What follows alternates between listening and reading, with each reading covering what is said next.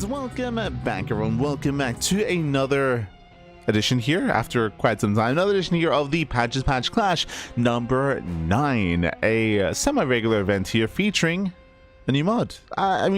Featuring a new balance mod, I should say. I'm of course just VIP with me. I'm joined by these amazing players in my little chat as well. Welcome, one and all. We are here, we are back, we are live, and if you have not tuned into this event before, I don't blame you. It's been a while since we've covered this tournament. The Patches mod has been around for quite some time at this point, and the last time we casted the Patches mod, it was back in November of last year. So it's been a long time. It's been a very, very long time since at least we have covered this mod.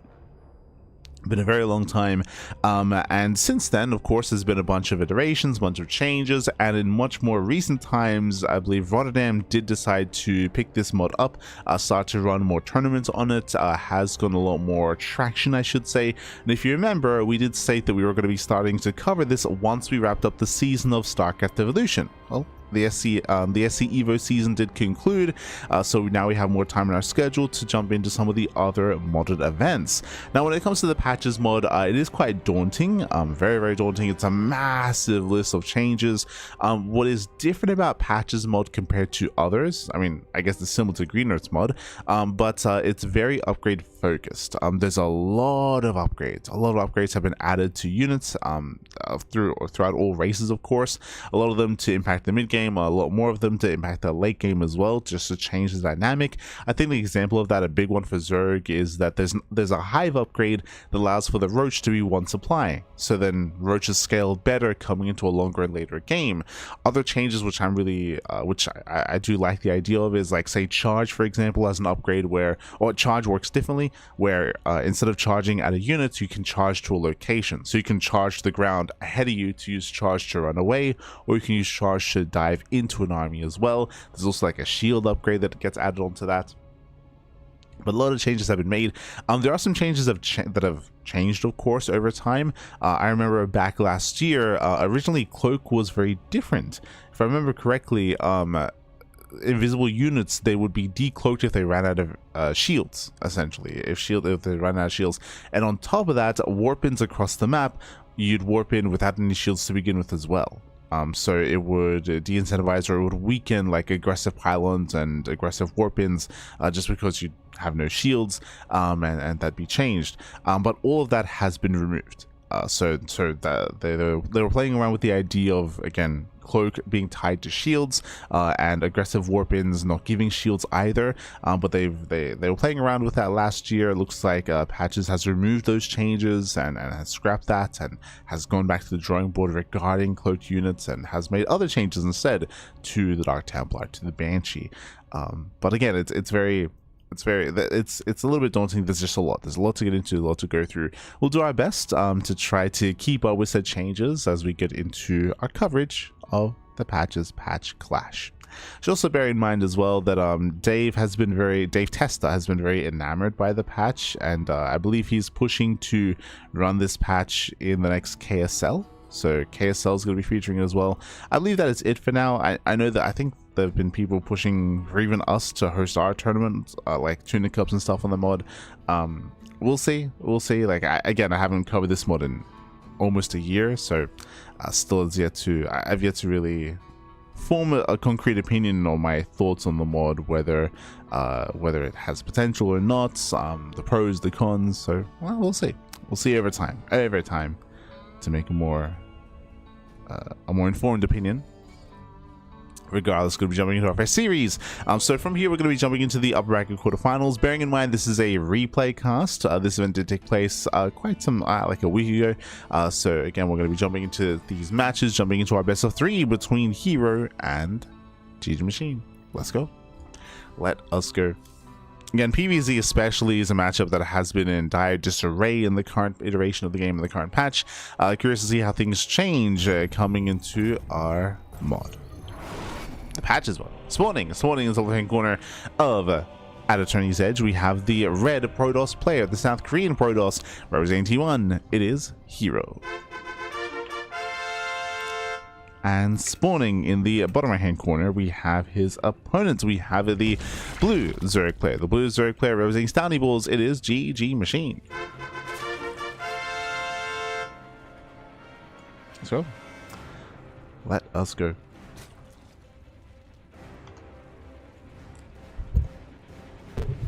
So we are going to be jumping into our best of 3. Once again, we are back to starting with 12 workers, Pappy. Ah, it's crazy. Back to 12 workers as we are going to be opening up. We're expecting Hatch Gas. Ooh, we're expecting Hatch Gas Pool as herO does foresee unnatural natural. It's going to be a bit of a different pace now when it comes to the early game. Things like proxy hatcheries are out of the meta. They're not viable anymore in the current iteration, the live version of StarCraft. But now that we're back to 12 workers, aggressive openers like that are now much more viable and now much more possible. So we'll see how we do how we shift gears and how we can change our mindset when it comes to every matchup. Really true. It's it's a little bit jarring going back and forth. But now Hatch Gas Pool standard opening here out of GG Machine. Likewise, you're going for his own gate expand as well.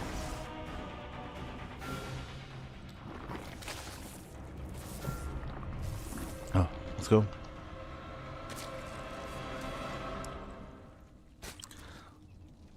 As from here, we'll claim the third base. When it comes to traditionally here on at Attorney's Edge, getting into longer and later games is much more brutal here for the Protoss player, just because of the amount of bases, just because of the high yield gas and high yield gold bases as well. But we'll see if we ever get that far, and we'll see how much experience our players have with the mod. As I mentioned previously, there are just a lot of changes, a lot of upgrades that have been added to almost every single unit, especially when it comes to the Protoss side of things. So there are a lot of things that you can play around with, and I'm curious to see how exploratory we're going to be, how much experience we have, how much we're willing to diversify or willing to experiment with certain things as well, mid-tournament especially. Curious. We'll see. We shall see. Likewise, it was relatively recently that that I believe there has been a ladder made for the Patches mod. I want to say like within the last week or two. So there is now a ladder available. And I also did hear that I think Beyond is at the top of the ladder. I think he's number 1 on the ladder at the moment for said mod. Hopefully we can catch some Beyond action a little bit later in the broadcast. Hopefully.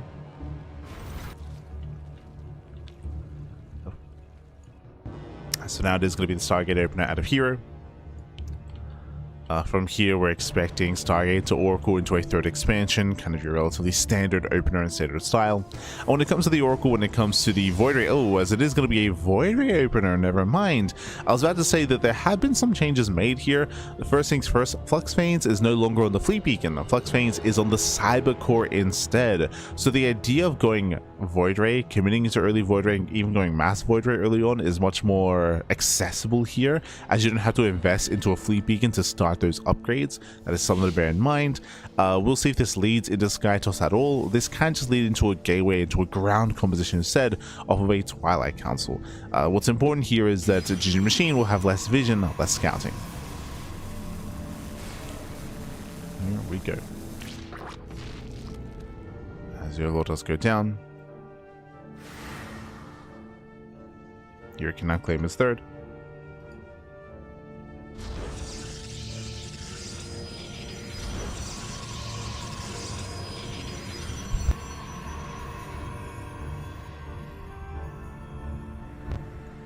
So you can claim his third base. Likewise, Depths are in position. We're behind this looking for a very fast Twilight Council. Okay, so a faster council.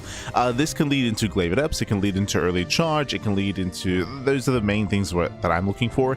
Bearing in mind that there is no Forge alongside this, so a hyper-aggressive build. And we'll see how aggressive herO plans on being and what we experiment with. Late Forge. Late Forge tells us it's not going to be Glaives. Likely charge or blink. Leaning more towards charge, but we'll see. Stay strapped into the main base, and GG Machine does pull away. Another kind of minute detail here, and you can kind of see it here, is that when a unit gets stasis, you can see it gets like phased out.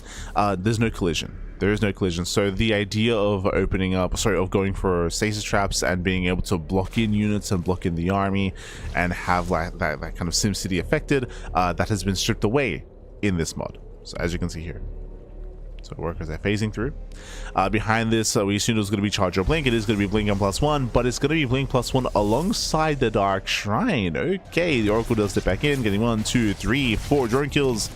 Very nice damage. The Oracle does pull away, so nice damage so far. Queens are trying to keep up, and they will intercept. Oh my god. Very nice pickup. A better trade for GG Machine. Again, ideally, you don't want to be losing the Oracle this early on, so a brutal loss there for herO. Back behind this, again, getting to a gateway heavy composition with DT support as well.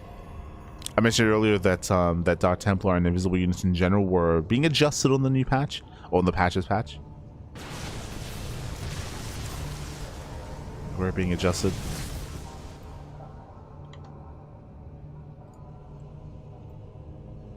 Oh, and we are going for the Dark Shrine upgrade. Okay, now what I was about to say here, and I shout to here because this shows some familiarity with the mod, is we're going to Blink, and there is a Stalker upgrade on the Dark Shrine, by the way, and I believe that should be the Tachyon Emitters upgrade. I believe that is Stalker range. So kind of like the Dragoon in Brood War, but where the Dragoon has a range upgrade, Stalkers have also been given the range upgrade as well.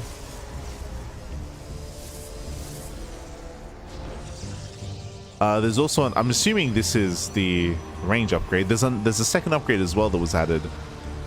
Bear that in mind as ZTs they do get across the map.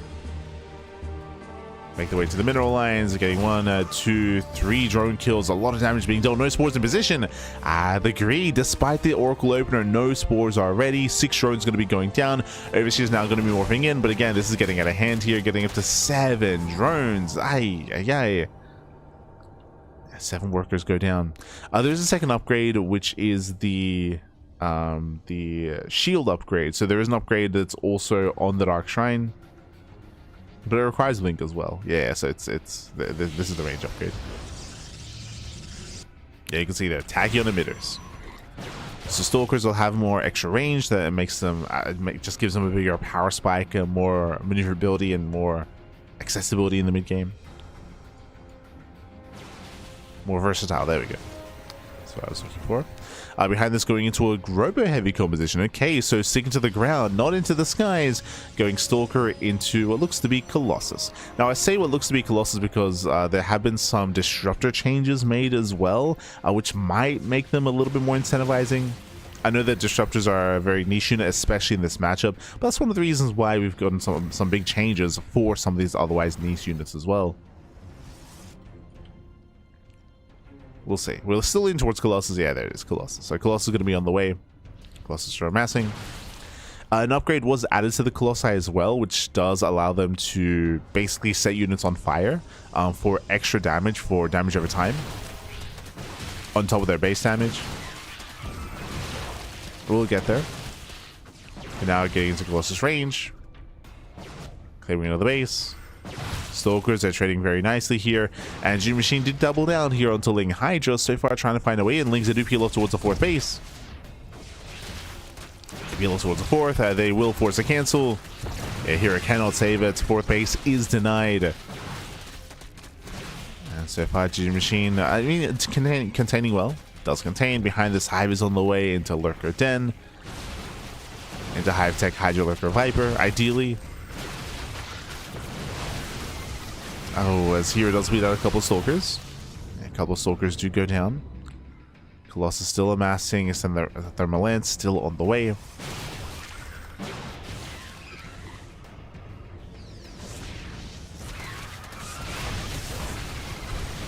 When it comes to Lurker Tech, which we are getting towards, that has also been changed. Adaptive Talents has been removed, so there's no Adaptive Talents. The reasoning for this is, I believe there was a disagreement in regards to just how mobile Lurkers are, especially Hive Tech Lurkers in the base version of the game, which I can understand. So the changes made here is that size expansion takes longer. This is a longer upgrade. Is now the only upgrade as well for the Lurkers. Lurkers base burrow time has been reduced, so they're not as slow as they once were. Just to compensate for not having the upgrade, but still going to be slower than what it would be with the upgrade. As once again the 4th base is denied, and herO turns around, completely out of position. He does turn back around. Behind this, we do see, I believe that is the shield upgrade for Blink.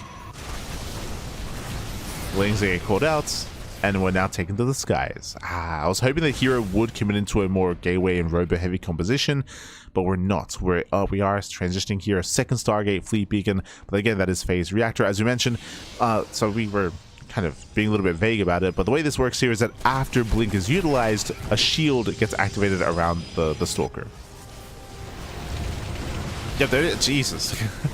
Oh wait, if I'm not mistaken, or did we change the upgrade? Yeah. And my mistake. It isn't a shield. It isn't a shield gets created, but shield regeneration is activated. There we go. So basically, whenever stalkers blink, they regenerate shields. They don't gain shields, or they don't gain a shield. There we go. But overall, the lurkers, they get shut down. My apologies, but he gets caught down in the center. The lurkers, they'll get cleaned up. herO overwhelming. Overwhelms the main army at the same time. Once again, Gene Machine, he will deny the fourth base. herO just cannot expand. He can't expand. Vipers that come in. Massive reductions. Takes down the Colossus. Here he has to get the hell out of here. He needs to pull away. As Hydra cleans up the Colossus, cleans up the Zealous, the fifth base is going to go down, but Gene Machine, he has a backup expansion behind this. He's still on 5 bases. And herO, he's being outscaled. He's being outscaled at this point. Again, he was trying to play around with Colossus, but the reality is that he just never got a fourth. He never got a fourth base, is being overly active, overly aggressive. Without a fourth expansion, herO is being outscaled. He just cannot keep up. Here behind this is going for the mothership. This will help defend, but at this point it's too late. At this point, even if herO were to get a fourth expansion, the reality is that Gene Machine already is on 5, soon to be 6 bases, is already maxed out, is already building up a bank. Gene Machine should never really allow herO to expand. Not anymore. It's too late. It's too late. Yeah, lurkers, they are on the high ground. They shut down the Zealots. Oof, Viper's coming in. He wants one, he wants two. He gets one, he gets both. He gets both. Colossus, massive pickoffs. This is why Colossus aren't really seen too much in PvZ due to Vipers and how they can shut them down. How they can be shut down.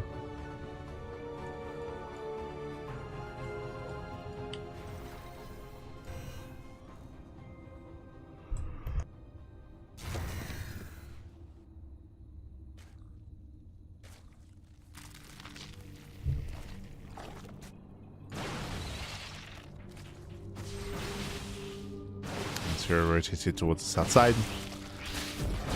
And again, the goal here is for herO to just apply some pressure and keep the army distracted to allow for the fourth base to finish. But as I mentioned, at this point, it's too late. Like at this point, Gene Machine should never allow the base to get up. At this point, we're rallying. I know we've been focusing a lot on the Protoss changes, but I'll be honest, we have had no unique Zerg upgrades researched.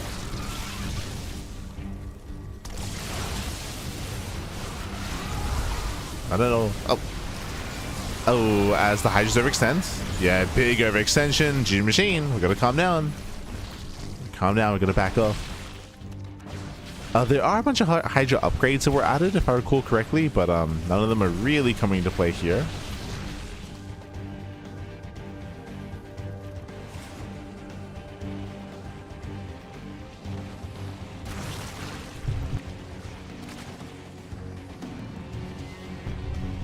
Which honestly could do decently here against the Tempest that are amassing.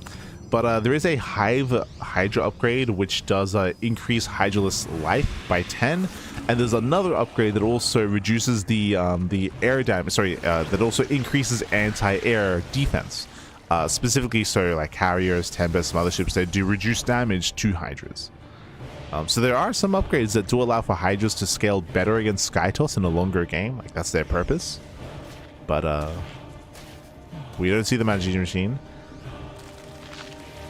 I was more kind of painting the picture that maybe herO has a little bit less experience on the latest on this patch or in this version of the game, but it's also possible that Gene Machine also just lacks that as well, just because we have not seen any of the new upgrades from Gene Machine. And that's where a lot of the strength lies. Ooh, Viper gets caught out. Pulls back the lurkers. And herO, he's now at scaling. I mentioned earlier that Gene Machine should never allow this fourth base to get up and running, and it took a long time, but herO got it. And now that hero's the 4th, he can max. And now herO is outscaling GG Machine, especially because he chose not to get his hive upgrades for the Hydras, so the Hydras are being left behind. Like, they're just being outscaled. They just cannot keep up. Not like this.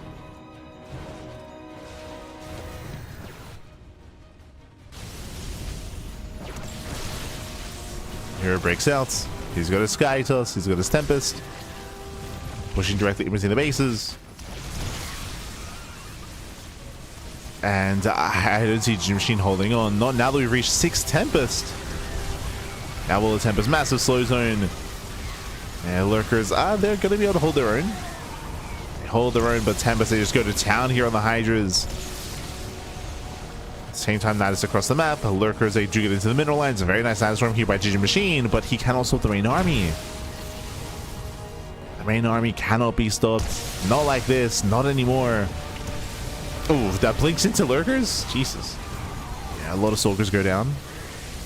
Some messy decision making here out of herO. At the same time, Lurkers are across the map. Mining is being denied at the 3rd, the main, and at the natural base. herO turns around. Oh, okay, turns everything back around.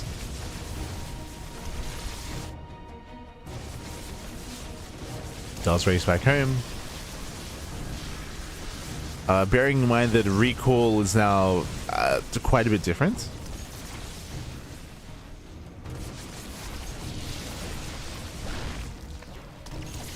And when I say that, there's no base recall. There's no base recall, not anymore. We can still recall with the mothership, but not with the Nexus. Had to turn around.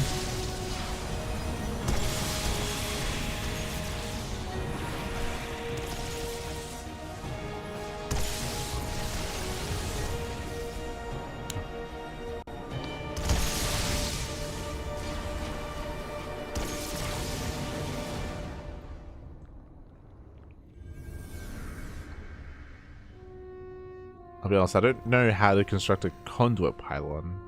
Is that from the mothership? No. Did you just build it? I don't know. Regardless, herO does break out. And again, he's reached critical mass of army. Critical match of Sky Toss. GG Machine behind this has been making mass ultra, which is nice. How do we deal with the Tempest, by the way? That's nice for him to do once again. Harass across the map. Links top right and Lurkers here towards center left. herO turns back around. herO's losing his bases. Again, here he's had the strong army for quite some time, but he can't make use of it. He has to just keep turning around. Keeps turning around, Pappy. The non-stop harassment is working. It's buying time.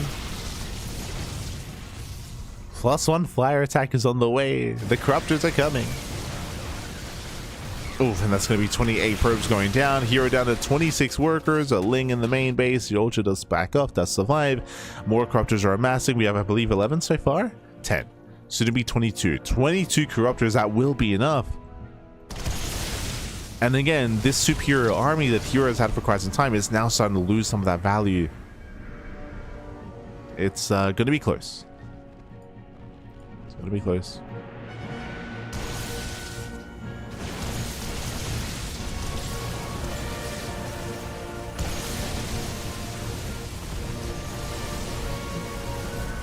Arcos have to get in position.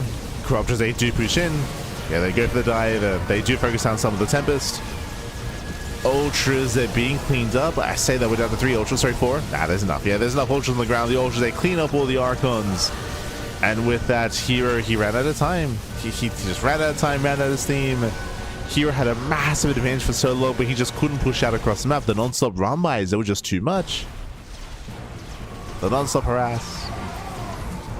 And with that, GG gets called. GG Machine will take game number 1.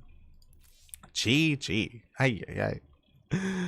Again, GG Machine does take a lead in the series. herO, I mean, we had a very intense back and forth here. I will say that GG Machine, he was refusing to make any of the new upgrades, which did mean that his army was lacking for a long time there when it came to his Hydra base composition and Hydra lurker. It meant that he had a worse mid game and mid to late game as well, and he was being dominated. Like, we saw that herO, he eventually took his 4th base. He was able to max out with the Sky Toss. herO had the stronger, superior army.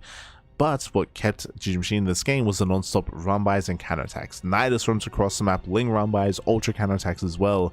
It all did cripple the economy. It forced herO, he forced herO back home twice. If you remember, it was 2 times where herO had to turn all the way back around, race back home to defend, and that allowed for GG Machine to eventually build up his corruptors, eventually get into corruptor tech, eventually build up his ultras. GG. GG. And with that, we are now loading into game number 2, going to be loading into Fear and Faith. Oh boy.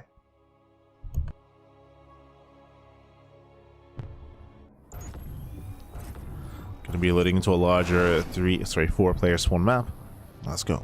Spawning in the top left-hand corner of Fear and Faith, we have the red Protoss player. We have the South Korean Protoss.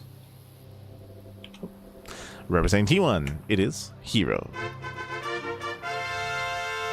And spawning in the bottom right hand corner, we have his opponents going for the 12 pool. We have the blue Zerg player representing Sandy Balls. It is GG Machine. The Gamba, baby, the Gamba. Let's go.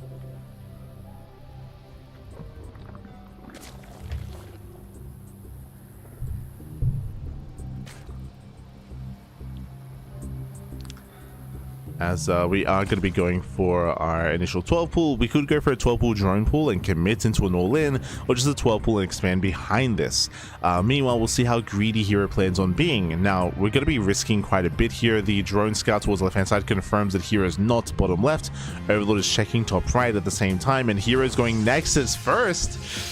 Oof. I mean, again, there's a higher chance that he would go Nexus first on Fear and Faith. That's very common here on these larger 4-player spawn maps, but herO is in trouble here. He's going to have a later wall, a later zealot as well. Lings are going to be amassing, and we'll see if herO can get a read on what's going on as herO is veering off towards the right-hand side. He's scouting top right. herO, he scouts top right. He doesn't know what's going on. He doesn't see, and he won't. He won't until it's too late. The Lings are coming. He's coming back.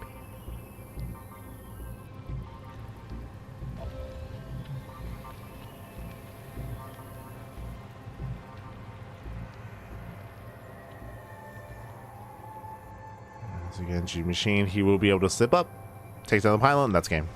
The reality here, like, this pylon goes down, the gateway is going to be depowered, the boys are being pulled. If a GG Machine can kill this pylon and ensure that the gateway stays depowered, I mean, that is going to be game. Takes down the second pylon. Boys are being pulled. Lings, they just fight head on. The nice worker micro here. Okay. Nice control. But we're still flooding. Yeah, we're still rattling Lings across the map. If there were no more Lings coming, and if we were droning behind this, then a different story. But due to the continued Ling production, there just is no pylon. There's no pylon. There's no zealots.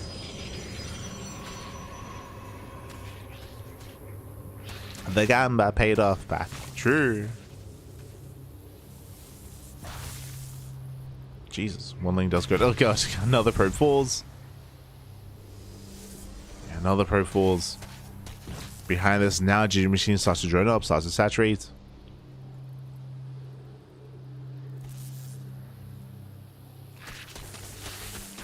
And is this enough damage at this point? Now, a couple of things have occurred here. Remember, never mind.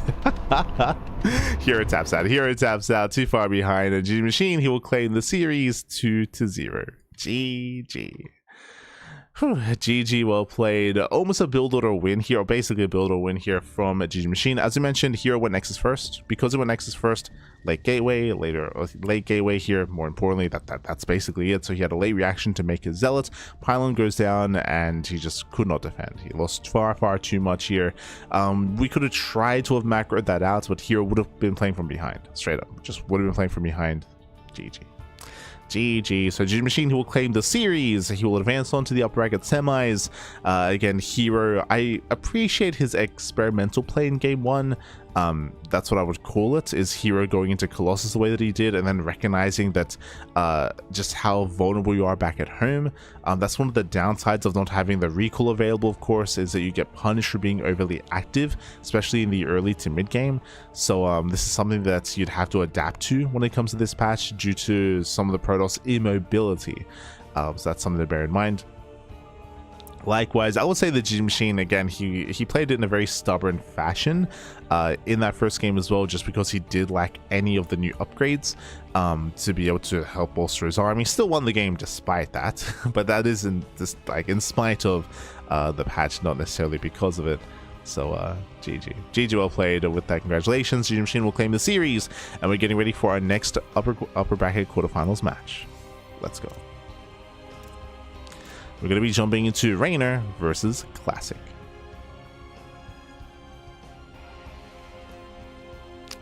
It's going to be our next series, our next matchup. Let's go.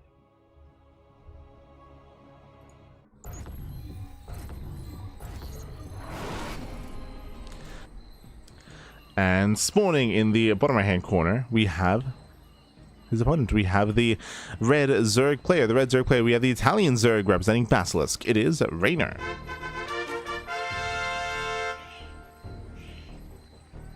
And spawning in the bottom left-hand corner, we have his opponents. We have the blue Protoss player. The blue Protoss player himself, we have the South Green Protoss representing Virtus Pro. It is Classic. Here we go. As we have a fresh best of 3. I see in the YouTube chat someone asking, supply costs for the Tempest is lower this mod? No, the Tempest has not been changed at all this mod. Nope. Not every unit has been changed, not every unit has been updated.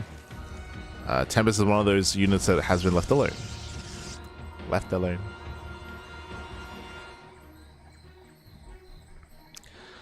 So we are going to be opening up. Welcome to Rorschach. Rorschach is a smaller map of the map pool. Short rush distance by ground. Aggression is favored here on this map, and we'll see how aggressive our players plan on being.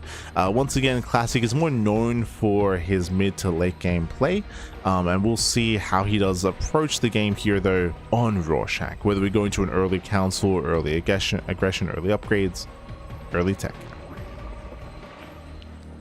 Again, trying to turtle up on this map and trying to build up into 4 and 5 bases is very difficult on Rorschach. We'll see.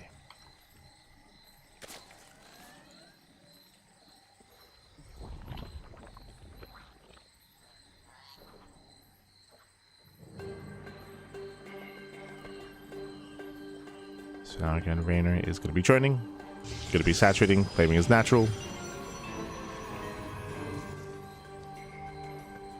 From here, we're expecting a Stargate opener out of Classic. Bearing in mind that like the fundamentals and the basics have not really changed. It's just how the mid to late game pans out due to some of the strength of units changing. Like that is where we can see a little bit more diversity. When it comes to the openers though, again, Stargate. Just Stargate opener into Oracle into a third base is what we expect. We could see another Void Ray opener. That's still very much so viable to go Void Ray or Oracle. But one or the other.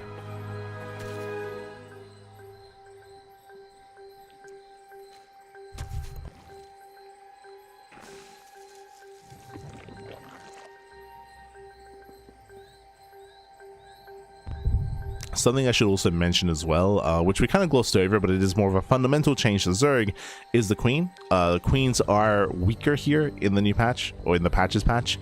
They are weaker, they do less damage, they're a little bit less versatile, but the reasoning for this is due to, especially pre-patch, the idea of going Mass Queen early on to defend, especially in ZVT, was very common, but it's also not very dynamic. So Patches wanted to take some of the strength away from the Queen and towards Lings and just towards the Broodmother instead. I call it Broodmother, I guess it's called the Swarm Queen. Basically the way that it works here is that Queens can actually be morphed into a more aggressive and more attacking unit, into the Swarm Queen. But again, that's typically seen like in ZVT. against Terran. Meanwhile, oh, okay, it's going to be the third option. Not Oracle, not Void Ray going for a Phoenix Opener. The goal here is the same as the Void Ray, in the sense that the goal is to hunt down the Overlord. Hunt down the Overlord, deny vision, deny scouting. Oh, early Evo Chamber. I did miss that. My apologies. Another change that was made, which has already been telegraphed, by the way, is that the Dropper is now back on the Evo Chamber. If you remember, it was, what, like in 2020-ish era of StarCraft, 2019? But this used to be the case. It used to be that you don't need a lair for Drop Lords, you need an Evo Chamber. So Reynor, he attempts the drop. He's already been scouted. Phoenix is already on top of this, and the drop is denied. Again, Reynor, he just telegraphed this too soon, too early. Again, a cheeky build here out of Reynor, but it gets shut down.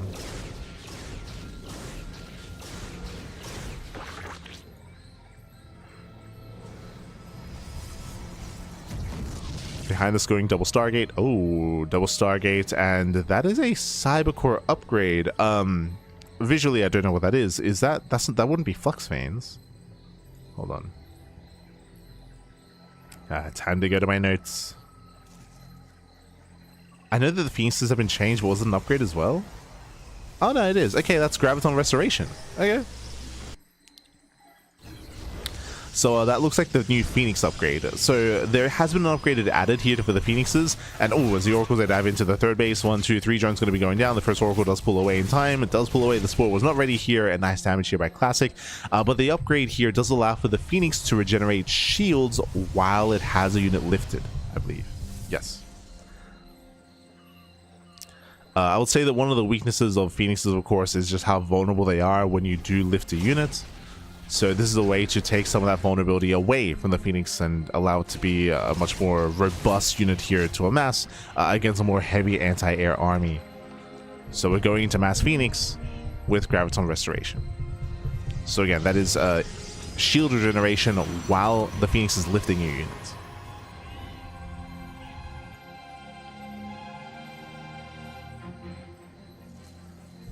There's a world where you can even like lift your own units just to regenerate shields. Like that's unironically. That could be a thing we see later on down the line. But again, more Phoenixes are amassing. I believe Reynor's unaware. Yeah, Reynor has not seen the production. He's not seen the amount of Phoenixes yet. Reynor's playing blind, and behind this, Reynor is going into Ling Bane. There's no lair. Yeah, there's no lair. There's no anti-air tech outside of Queens. Remember, Queens are weaker than what they used to be.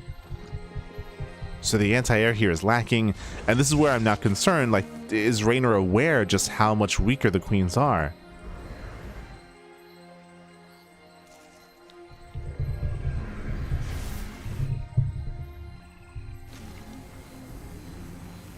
Oracles, they do dive on the fourth. It means they do catch out the first Oracle. Phoenixes are revealed to diving on the Queens. There we go for the dive. Okay, 1, 2, 3, 4 Queens. All Queens will go down at the same time. We're getting ready for a Bane Bust. Okay, ready for that bust. Queens are all cleaned up. Banes are coming. The wall here is very flimsy. Just the one adept. Drone's going to be going down though. Oh. And more drone kills. Oh, the reaction! Oh my god, no reaction! Classic was distracted. 15 probes going down. Ay, this should not have happened. Critical damage across the map, and Reynor, he is very much doing this as he kills 19 probes. Oof. 19 workers go down. On the one hand, yes, Classic does deal some equivalent damage across the map, but still, that should not have happened. He lost so much back at home. Sniping Overlords, getting 16 drone kills. Classic should have it, and he should have a lead. Not anymore. And here comes Flux Chains. As I mentioned previously, Flux Chains is now on the Cybercore, not on the Fleet Beacon, so you don't need a beacon anymore for Flux Veins. We actually went double Cybercore. That's crazy. Okay. I like it. You know what that incentivizes? That incentivizes the air upgrades. That means you can go 1-1. Like, it is so rare to see a second Cybercore and see 1-1 upgrades for Skytoss units. But if you have more reason to get a second Cybercore, then you can actually make that be more viable. As we just go to town. 28 drones. Jeez. 29. 29 drones going to be going down. But the idea of lifting units within range of the spore is also less punishing now due to the shield regeneration. But Hydras are amassing. Like Reynor, he's working his anti-air, building with Hydra counts. Skytos is good. Splash damage alongside this is better. Now he's now aware of the Hydras. Whether it's Colossus, whether it's Storm, ideally, we'll need something more. Void Raise this time to 4th.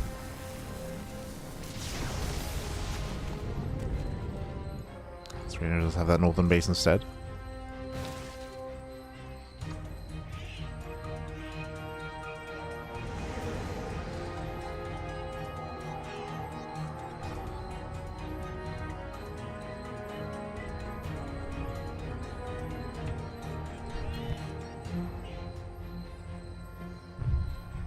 This might explain why Roddy likes the patch so much. True, he just wants phoenixes. Unironically. Roddy, he's like, more Skytos? Ah, I love this patch. Kappa. As the base goes down, yeah, top right does fall. Massive pickup. At the same time, though, we do throw away all the Void Rays and most of the Phoenixes. Classic may have crippled the economy of Reynor, but has he poked the bear? Reynor with Mass Hydra, he might still overwhelm. Again, my big concern here is a lack of splash damage, lack of Storm, lack of Colossus. Hydras can still pose a threat, but we still don't have a Hive. I bring this up just because, remember, one of the things that we brought up in the Jig Machine series is that there are Hive upgrades which do benefit Hydras now against Skytos. Without a Hive, though, we don't have access to those upgrades.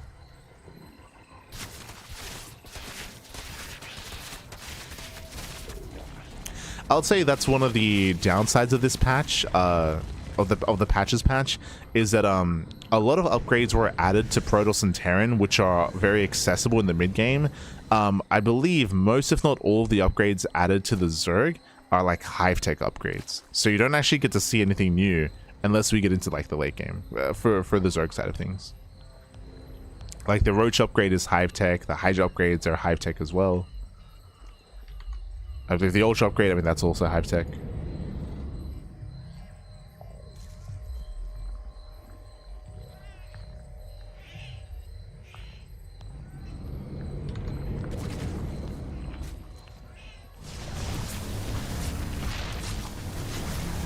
As Warriors move in, they so far do snipe some of the spores. Going for the main. Yeah, the main base is once again going to go down. Massive pickup. Hydras are trying to keep up. Oh. Catching on 2 voids. Hive is, speaking of the Hive there, it's on the way. What are you getting there?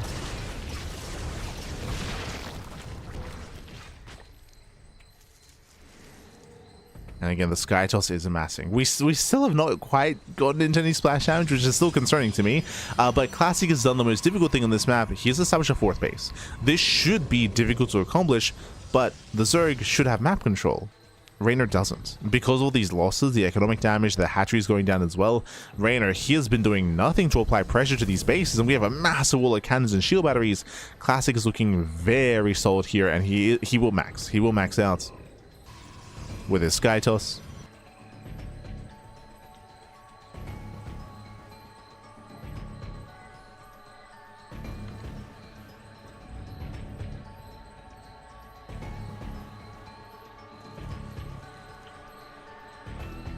But the mystery has been solved.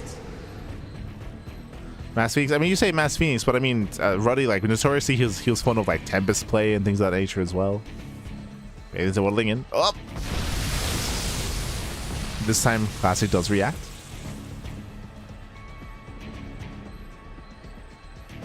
There is still one constant in the universe, and that is that Protoss will turtle until Skytos. It's regardless of the patch. I mean, I would say that here on the patches mod, this is much more accessible. Like it is a cleaner transition. Ooh, as Phoenixes do get caught out, massive fungal, very nice catch here by Reynor. But it is a much more natural transition to go into like Slug Veins to build up your Skytos and work your way into the Fleet Beacon, into like that end game Skytos Death Ball.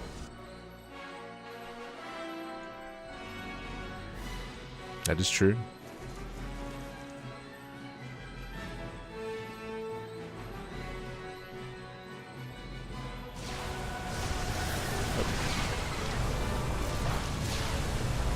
Rigs are thrown away. Classic claiming a 5th base. This is another big pivotal moment here. Speaking of upgrades, yo, we finally are getting them. Okay, I mean, again, the hive is done. The hive is done. We have our infestation pits, and I believe, is that a swarm host upgrade? I have to double check. Is that pressurized glands? I think there's 2 new upgrades on the infestation pits. Hold on.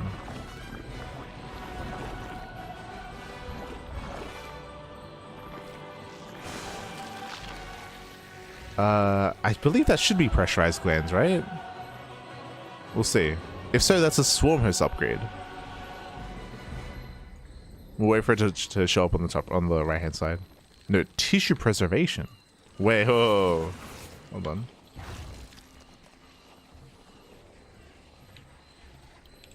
Is that the roach upgrade? No. Okay, infested Terran. Okay. So that upgrade was for infested Terran. Meanwhile, we spoke about it earlier, but I believe that is the Hydra health upgrade for 10 extra HP. It feels a little bit late to be working on Hydra upgrades now. I feel like that was needed much earlier, because I feel like at this point we're going to be phasing out of Hydra Lurker Viper. But yeah, so that's why we went Mass Infestor. Now we can transition into Infested Terran. Infested Terran, they're back. So the way that Infested Terran works here, as you can see, it's almost like the carrier in the sense that you have a maximum capacity of 4 infestors. Sorry, or 4 Infested Terran inside of each infestor. So basically the infestors are like incubating the Terrans inside of them, the Infested Terrans. So each of them has a maximum of 4. So you can't mass them like you could in Heart of the Swarm. On top of that, Infested Terran are no longer timed. They're not timed units. I mean, they kind of are, but there's no like countdown, like expiration timer. Instead, they slowly die. It's really interesting. I would say this is a really interesting rework. The way that Infested Terran and Locusts from Swarmhost as well, they're not on timers. Instead, their health slowly reduces over time until they eventually expire. So on a timer, but a different way. As other units are slowly dying and their health is slowly going down. Permanently, of course. Just going down.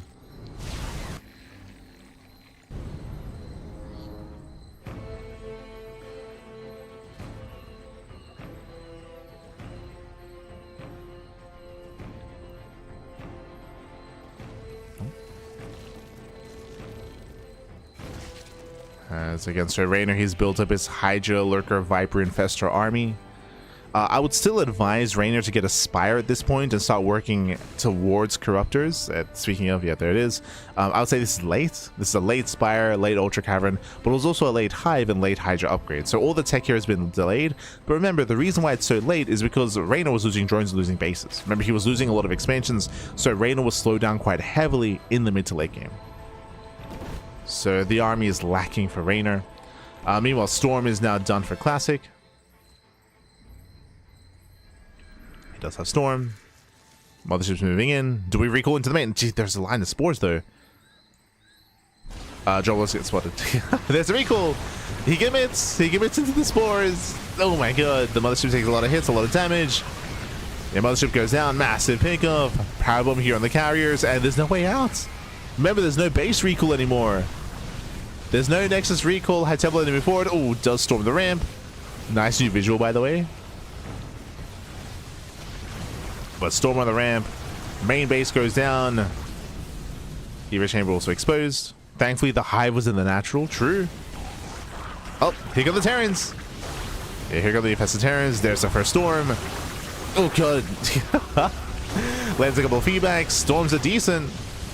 Yeah, storms are decent. And again, Classic, he has to try to get out of here, but he's trapped. He's trapped. He can't get out. Yeah, the Hydra, the Hydra, they step forward. Army does recall out.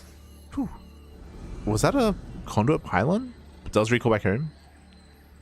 So from my understanding, there is no more recall on the Nexus, but there's a recall now on the pylon. But it's like a conduit pylon or something of that nature, which I have yet to see. But does pull out.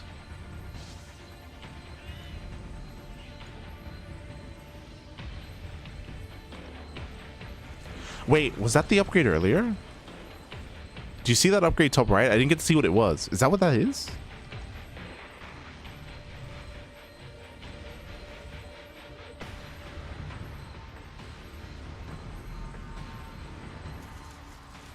Let's have a look here.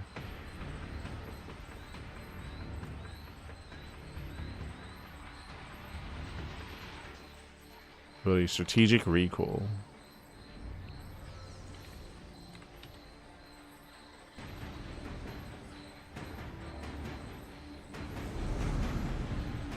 Yeah, here it is. Pylon new ability. Upgrade to conduit pylon. Okay. Upgrades pylon to conduit pylon. Can use recall. Okay, okay. Is there a visual difference of a regular pylon and a conduit pylon? That I do not know. But okay.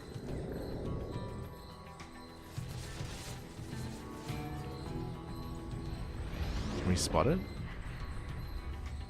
Nah, I can't spot it. Anyway, Classic does move out. Does push through the center. Storm the lurkers. Infestors are coming in from behind. Uh-oh. Classic, we gotta get out of here. Yeah, here extends. Yeah, big overextension. Storms do zone away the ground army, though. So far, so good, but he's running out of High Templar. Rotates back around. And rotates to the left. A bit of a waste of cloak here, but regardless, Classic does pull away. The map is being cut in half. Reynor does take the gold expansion. That will help for sure. Does help. Pushing over the Terran. Where are the storms? Yeah, you can see here we're just now warping in High Templar. There's the NG recharge. So as you can see here, there's no NG overcharge anymore. It's a recharge that slowly increases the generation of energy. You can see it on the High Templar. It takes a lot longer to get going. You can see he's waiting for the storm. He's waiting. There it is. The one storm. Yo, Colossus have amassed. Another slow zone here on the ramp. And again, it's no more Hydras anymore, by the way. It's purely Infested Terran. And spells. Oh, the Neural. Yeah, Neural comes in, catching out some of the carriers. Nice kind of feedback. Oh my god, the Colossus go to town. The Colossus! They mow down every single Infestor. And Reynor, he throws away his army. Oh, sorry, this is the second line of Infestors. Okay, there's more. Nice power bomb. The army stacking. The army stacks. Oh no, he's still stacked. Oh my god. Yeah, so much damage being dealt. We got final Neural towards the end. They get a very messy fight, a very messy engage. And Reynor looks like he barely has enough. He barely has enough. Takes down the final carrier. But what about the Tempest? Oh, there's one more. Sorry, there was one more carrier.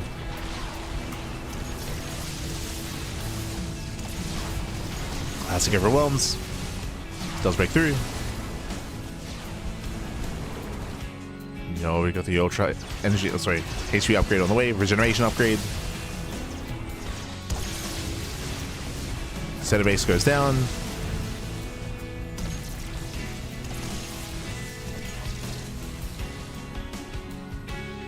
Classic is switching to Master Immortal, so Immortal Carrier?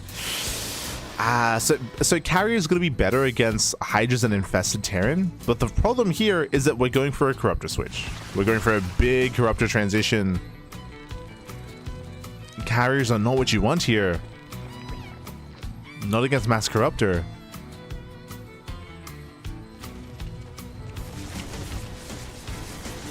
I mean, they have their place against the more heavy Infested Terran army, that is true.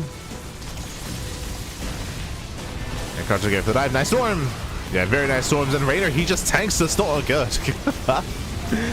He rushes through the storms. Mass Neurals as well. Yeah, Mass Neural. And again, you can see the carriers are going down one after the other. And with that, Reynor's done it. Reynor, he has done it. Classic was baited into the mass carrier. He got baited. Oh no. One carrier left. And Reynor's done at this point. Yeah. The question marks. I was like, what the hell? Hey, what'd you make Corruptors? Smooch. Yeah, watch this on the top side. Reynor moves in. GG. GG gets called, and Reynor takes game number 1. GG. Whew. GG, well played. Oh, sorry. Shout out to Patches. I see. For this tournament, recall is just on Warp Gate. Oh, I see. I see. That's why I was so confused. I was like, where'd the recall come from? I was like, what's going on? What's going on? I was very confused. Oh. But good to know. Good to know. Shout out to Patches, by the way, in the chat.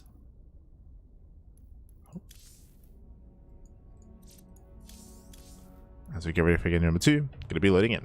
Gonna be loading into Blackrock. Again, winding it back here, Classic, he was perfecting his army. He had a solid army itself, but it does take some time to adjust to how the new energy regeneration works in regards to the Nexus. You saw how long it takes to get ready for that storm. So again, he had no backup High Templar, he had no remaining storms, was baited into the Mass Carrier follow-up as well, which was exactly what Reynor wanted, going into his Mass Corruptor. And in the end, Reynor did break through. Got very messy towards the end, very messy, but here we go. We're loading into game number 2, and spawning in the top right hand corner of Blackrock, we have the Italian Zerg player. We have the red Zerg representing Basilisk. It is Reynor. Leading the series 1-0, and spawning in the bottom left hand corner, we have the blue Protoss player. We have the South Green Protoss representing Virtus Pro. It is a Classic.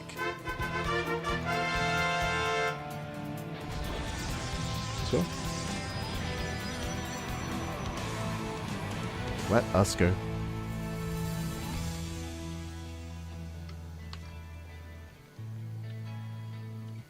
See the chat. Imagine what it feels like to be being inside the Infestor, warm and squishy.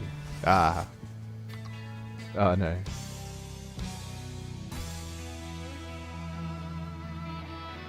You'll see Warren in the chat. Vegetarians are back. Sign me up. Oh no. We got him. We got him. The return of Warren.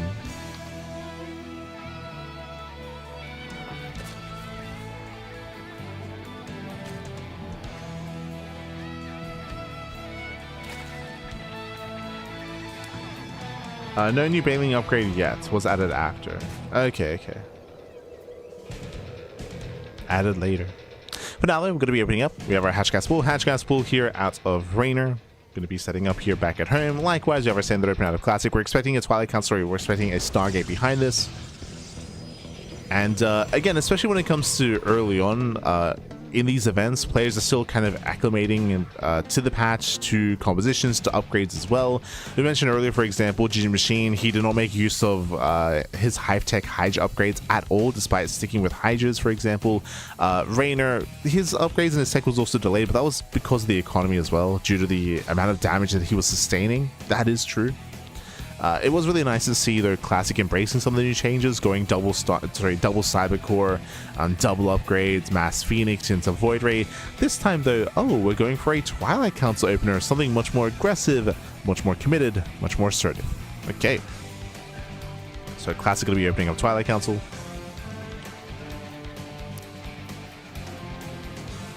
Hope does poke in.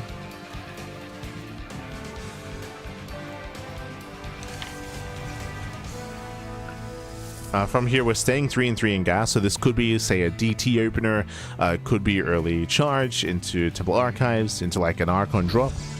Oh, it is going to be DT.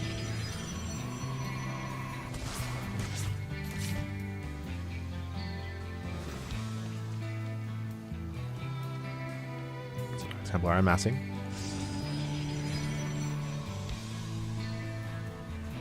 As I mentioned previously, originally last year, Cloak was being used in a very different way, was reworked in a sense that it was tied to shields, and on top of that, we also had the Warping mechanic, which was also tied to shields as well, but I believe that has all been scrapped. I believe that's all been scrapped and reworked and readjusted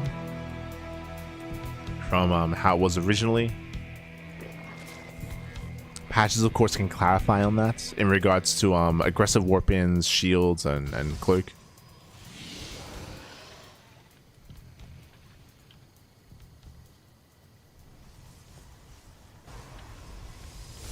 otherwise. Otherwise, Blink is now going to be on the way. Going for, so far, just a 2-gate setup. In this event, it's still the shield. Oh, okay. Oh, yeah.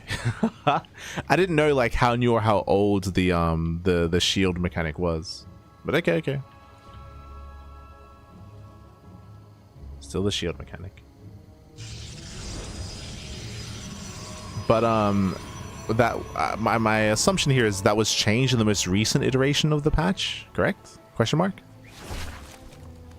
ZT does wander in, getting 1 or 2 drone kills so far. Behind this, the spore is on the way. Reynor just has to buy a little bit more time for the spore. And the DT won't go into the mineral line. Doesn't take that chance. Just chilling in between the bases, getting free damage. Ling's going to be going down, chipping away here at the Roach Horn as well. I mean, this is not bad. Not ideal, as ideally 1 drone kills, but damage nonetheless. Value nonetheless. Yeah, second DT does hit the third.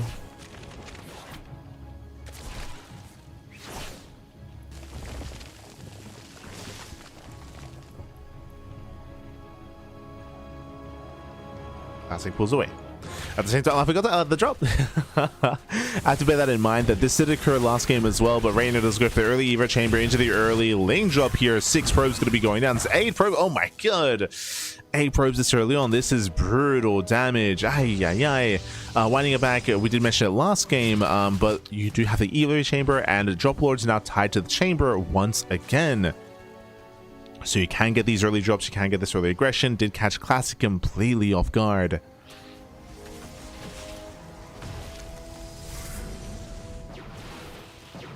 This also shows one of the other strengths of opening up Stargate as well, is to shut down and get vision on these overlords. Which is what happened in game 1.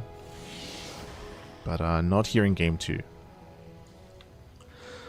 In the end, 5 drones went down, but for 8 workers, it was still a shaky start for Classic. Likewise, going to be researching the shield regeneration upgrade here for Blink. We saw this from herO in his series versus GG Machine, if you recall. Did see it previously. Going for the gateway explosion, going into a gateway heavy composition here in the mid game. Interesting. I'm curious to see how Classic can make use of this. Bearing in mind he has yet to research the range upgrade. Was that like Tachyon Pulse Crystals? I don't know if I'm ever going to remember the upgrade names, but you know what I'm talking about. Range upgrade. I'll look it up. It's Tachyon something, right?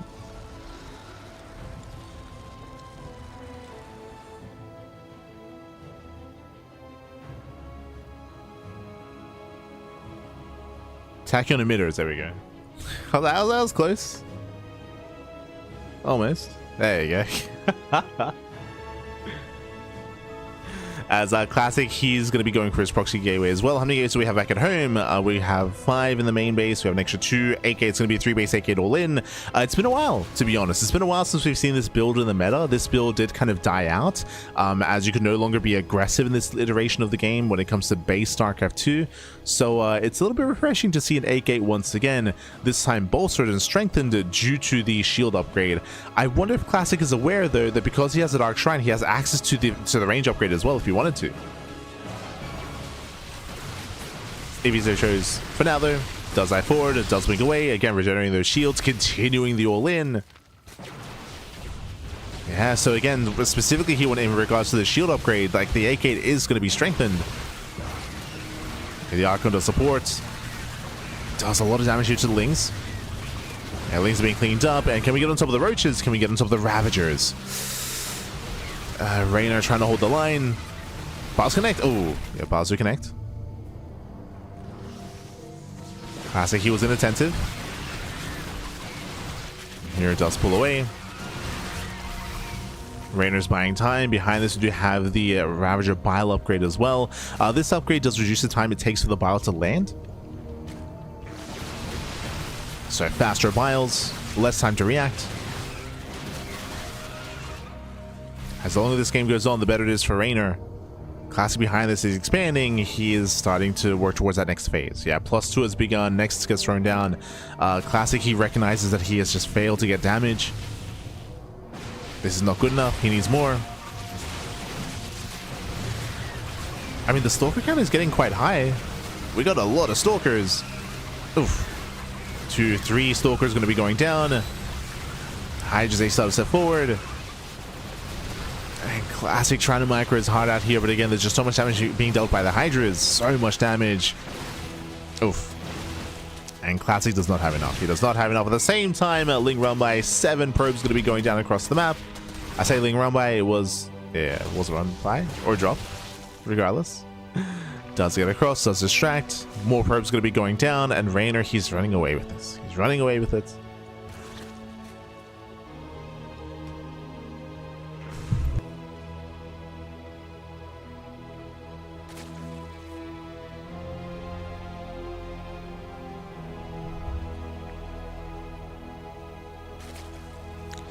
Is there a world where if the DTs were a little bit more successful, and if we had maybe even invested into the range upgrade as well, would Classic have broken through? I mean, he has built up a really hefty stalker count. Oof. But last, he just cannot get on top of the Hydras. Stalkers are still so low. Proxy gateway gets found. And Reynor's about to max. He's about to max out again. He's just outscaling Classic. Behind this Classic, he has no follow-up. There's no Storm, no Colossus, no splash damage. Bling Hydra does overwhelm. It's overwhelming. Oh. Nice catch towards the end. Picking up a couple of Hydras. A couple of Hydras go down. Rico into the main. Another Ling drop. Oof. I say drop, sorry, another. Are these just run-bys? Just slipping in? herO! Zealot, get on hold position, papi. Ay, ay, ay. Lings, they just keep slipping in, papi. Another 15 probes. Ay, ay, ay.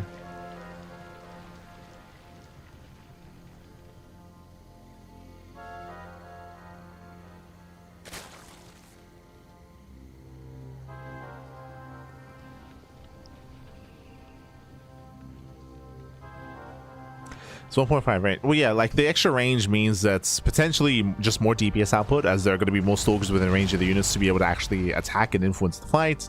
More micro potential, less, just less punishing. But it's one of those things where there's a chance that Classic is not aware of the upgrade, especially because he's still stuck on Mass Stalker, and we still don't see the upgrade being researched. So it might not be the most intuitive thing to check the Dark Shrine, to research on the Dark Shrine, but he just doesn't know. At this point, I would say he doesn't know, Bab. He doesn't know.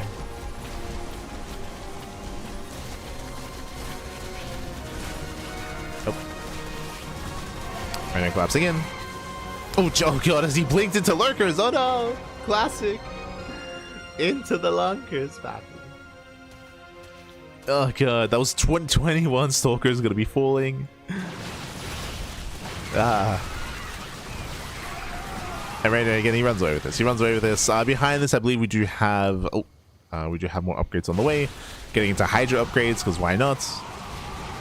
This upgrade I'm not too certain of. But GG gets called, and with that, Reynor, he will claim the series 2-0, taking down Classic. GG.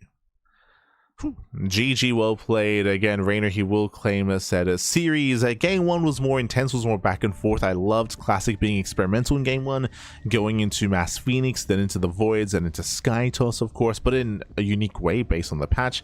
And again, even Game 2 was very unique to the patch as well, going for an 8-gate 3-base all-in, which is a rare sight, which is just not viable anymore in the current iteration of the game, but with the added benefits of the new shield upgrade, of the shield regeneration upgrade.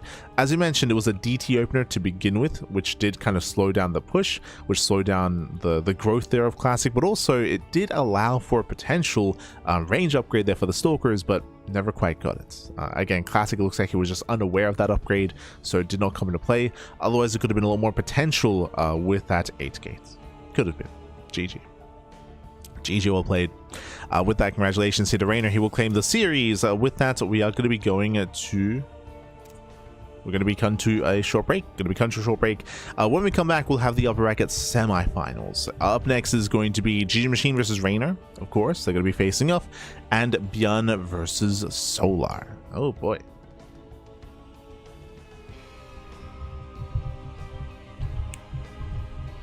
But with that, we are going to be going on a short break, so we'll see you soon after the break for the rest of the series. For the rest of the broadcast, I should say. See you soon.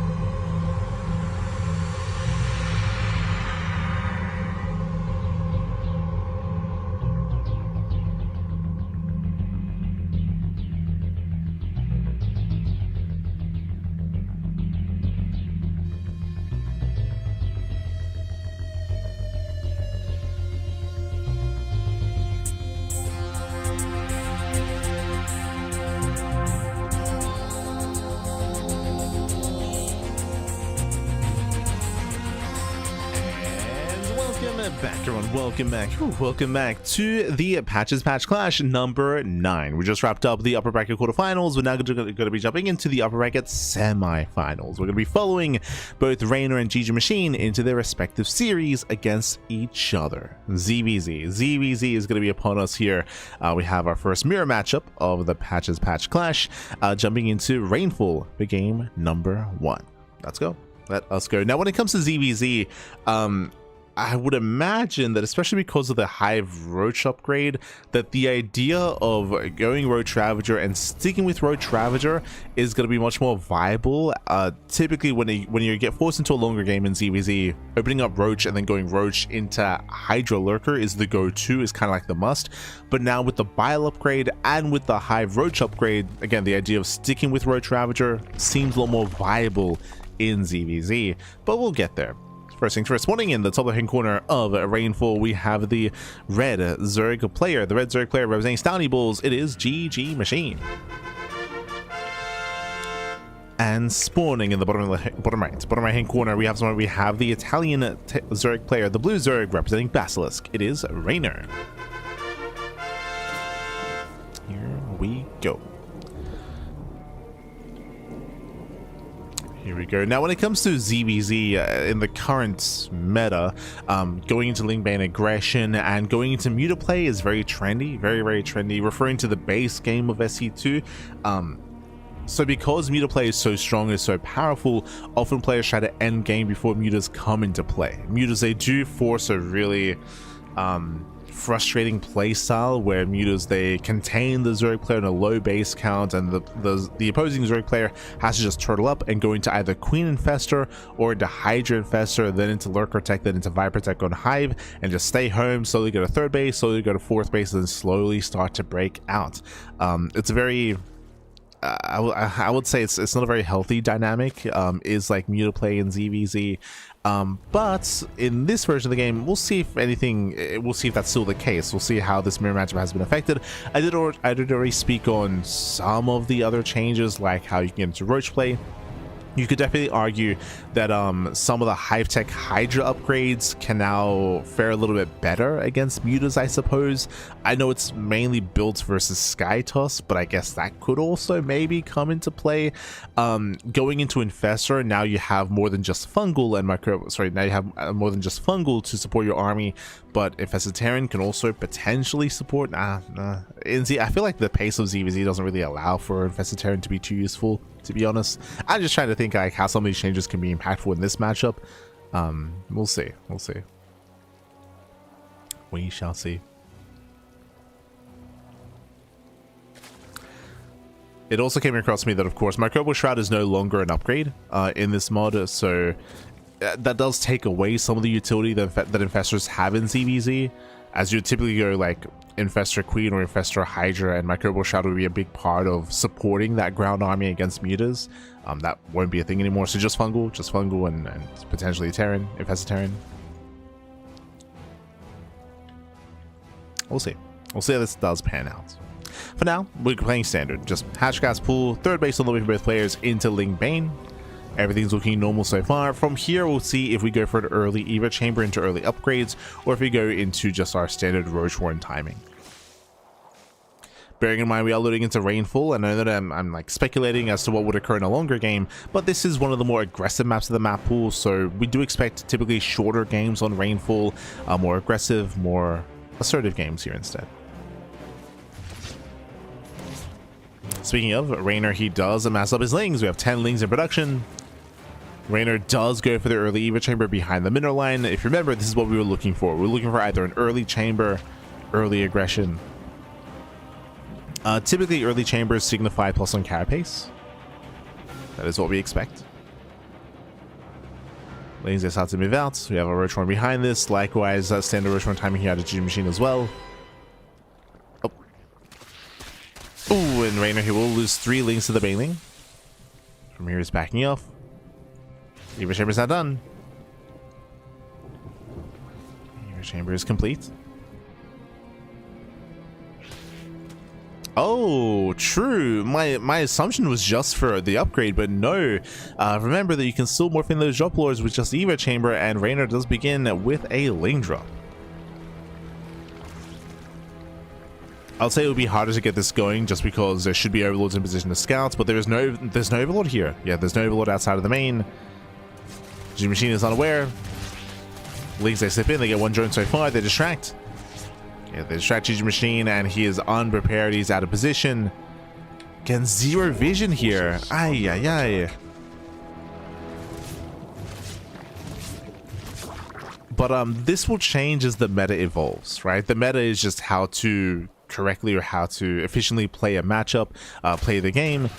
And if things like this become more trendy, then there's going to be a higher chance. Gee, we're just popping up. Oh god, the distraction. GG Machine's distracted. That's going to be 13 drones going. This is game ending. This is game ending damage. This is critical damage here. 13 drones go down, and the queen as well. This should never have happened. We get another drone. 14, 15 drone kills. But again, as players play this mod more, and as Zerg players, especially in ZVZ, get more accustomed to this mod, the idea of early drop play here is going to be much more in the forefront of your mind, and having overlords in position to scouts for something like this is going to be more common.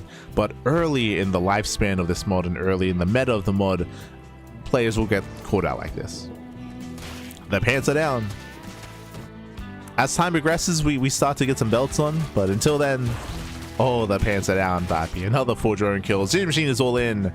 Completely all in at this point. Back at home, we do have roaches amassing for Reynor. How many roaches do we have? We have 16 versus 16, and Reynor has the defensive advantage. GG gets called.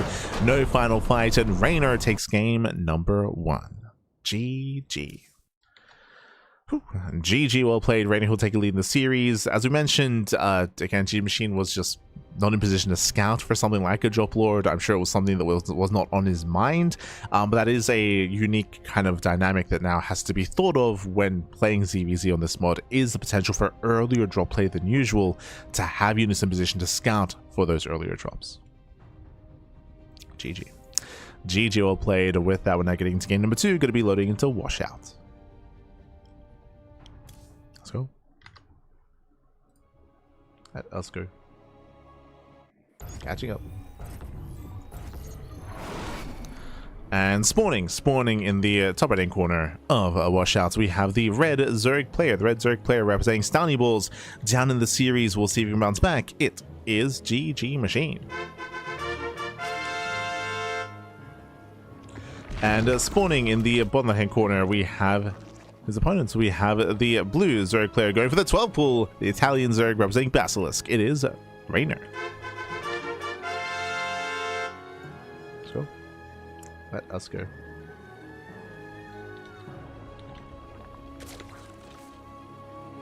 This patch is so much better than this patch. Is actually fun. We'll discuss at the end of the broadcast today. I do have some thoughts on things. We can talk about it at the end once we get a little bit more experience on it. But here we go. For now, we have our 12 pool. With this, Reynor is going to be hyper aggressive. Now there are 2 variations of this. You can go for a 12 pool drone pool, or just 12 pool into the expand and just drone up back at home. 12 pools do not have to be all ins, but they can be a way to gain a lead early on, as link production has begun. We have our 6 lings on the way. GG Machine going hatch gas pool, standard opener out of our Zerg player. GG Machine is going to be on him to react to respond, to pull the boys and to minimize losses, but also to save his natural base. You should not give up on your natural, not against a 12 pool.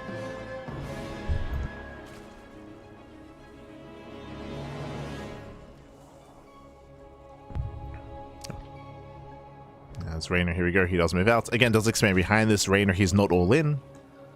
He's not all in, but the links are scattered by the Overlord, and GG Machine should now be hockeying his drones. You hockey your workers, get ready to pull the boys, dance on the low ground, buy time for the hatchery to finish, buy time for your defensive units, and then defend. And again, GG Machine, he should not lose any drones here. Shouldn't lose his hatchery. Boys are being pulled.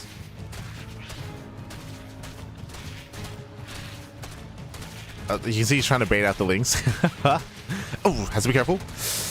Does have a little alcove here to pull back to. But he's the hatchery is taking a lot of damage though. Yeah, it's taking too much. Taking too much. 1 drone goes down. 2 drones even.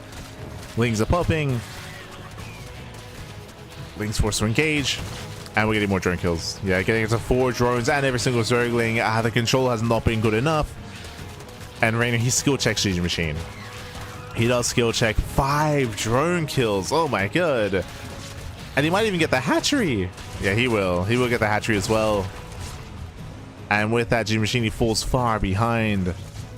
Reynor's up in workers. He's up in bases. Basically, what really hurt G Machine here was when he was dancing with the army and he was being too tentative. I don't know if you remember, but I want to say like a good maybe 8 seconds were spent, like where he was like dancing back and forth here, where he wasn't engaging with the Lings, but the Lings were just ignoring him, just attacking the hatchery and getting free damage on it. G Machine was hoping he could try to bait the Lings to engage with the drones and like dance back and forth and have this kind of like this dynamic. But Reynor, he just ignored it. He just ignored it, just attacked the hatchery. Just did not react or did not flinch at the drones. And G Machine wasted a lot of time doing that. He wasted a lot of time doing that.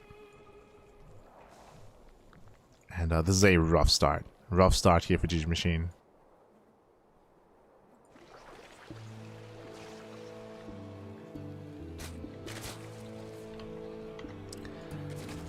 And from here, Reynor, he can just cruise his way in, drone up his 2-base saturation, claim his 3rd.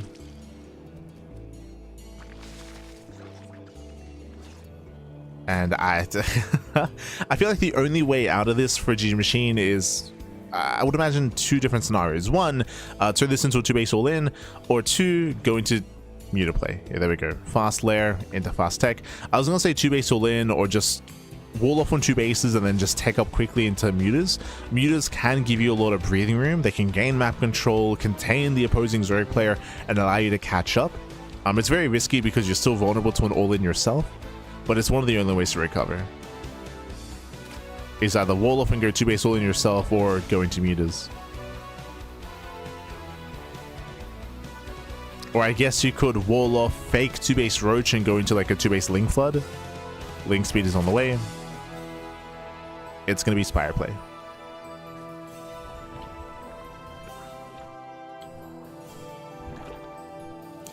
Now Reynor, he has to do scouts. If Reynor can scouts, confirm what's going on. He's actually going for a massive Ling flood. Jesus, okay. I don't think we need to do this, but yeah, Reynor is going to +1 melee actually. +1 melee. Morphing in a drop lord right outside. Not again, as G Machine feels. He does spot this. Okay. Does spot this. There's that Spire. Now, typically going for a Ling flood is difficult to make work because you can just fully wall off. But because drop lords are now much more accessible, we can just drop into the main. We can just drop into the main base. And G Machine, we have to respond to this. We have to react. He has 1 Zergling and 2 queens. Oh, yeah, the wall is broken. GG gets called, and Reynor, he will claim the series 2-0. GG. Whew. GG, well played. Reynor, he will claim the series. We did not get to embrace any mid-game here at all. We did just hyper-aggression here, and with that, we didn't really get to, again, embrace that kind of game state. Really cool to see the drop lord play come in. Reynor make use of that drop lord play both in game 1 and game 2, but again, G Machine, he was unprepared for it in game 1. Here in game 2, it was less so about the drop lords and more so about the 12 pool defense. That was on G Machine, where again, your 12 pool defense needs to be on point here, and you can totally defend going hatch first, but he did spend a lot of time trying to juke the Lings. Lings just were unresponsive and just dealt so much damage to the hatchery, too much damage to the point where they killed the hatchery as well. So it was a brutal start there for G Machine. GG. GG well played. With that, Reynor, he'll advance onto the upper bracket finals. Meanwhile, we have our next series. We're going to be jumping into the other upper bracket semis. It's going to be a best of 3 between Bjorn and Solar. Let's go. Let's go.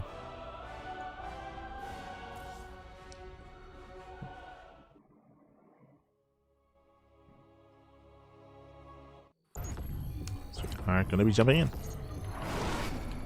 And spawning in the bottom left-hand corner of Sanctuary 3, we have the blue Zerg player. The blue Zerg player, the South Korean Zerg, it is Solar. And spawning in the top right-hand corner, we have his opponent. We have the red Terran player. We have the South Korean Terran representing Shopify. It is Bjorn. Let's go. Let us go. We are going to be opening up, and oh, Beyond does open up with the Deep on the Low Ground with, I believe, 2x Reaper. And we get to experience Terran for the first time tonight. True, for the very first time. We do have some Terran gameplay in today's broadcast. Again, we're going for the low ground setup here, and when it comes to Terran changes, there have been quite a lot once again added in terms of upgrades. Some of the big ones, of course, are Reaper upgrades. The idea of going mass Reaper or having Reapers retain some utility into a longer game is now there. That is true. But I'm sure we'll be getting into some of the other changes as well as time goes on. We will get there.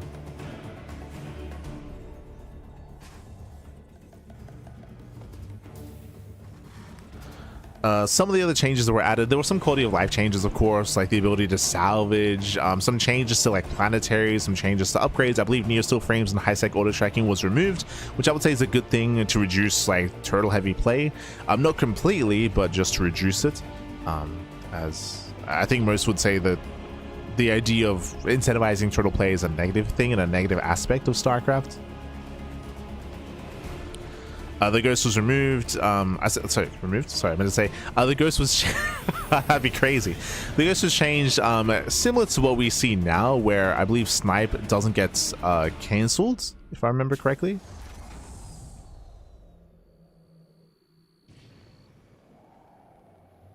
But some other changes were made instead. So light tag was removed. Snipe now is a cooldown. Okay, true.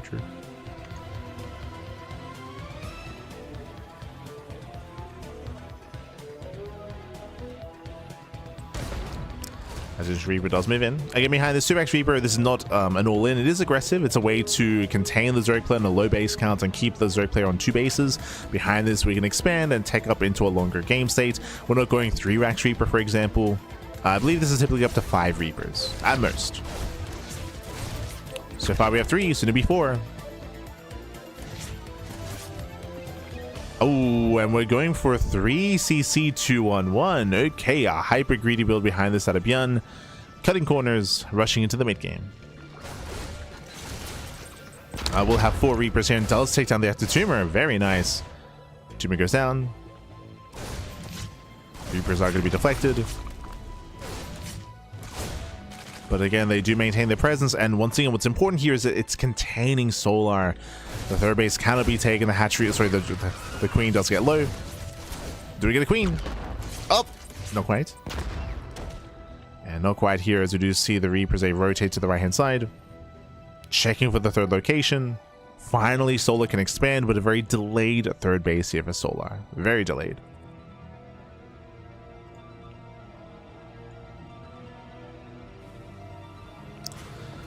And again, from here, we are switching into Bio into a stim timing, but this will be after the 3rd CC. Remember, this is an economic build out of Beyond. It is economic.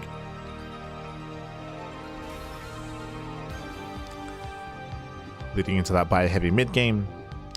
It's going to be on Solar to recover after the earlier losses, after the earlier damage. Let's go.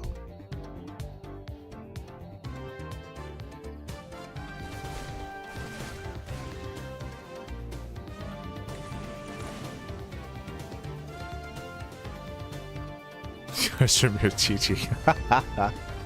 Ah, no.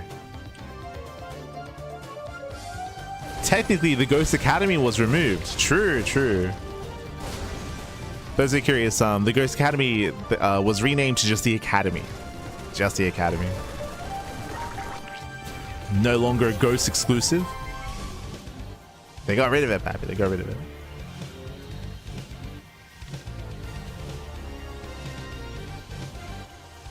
Cap.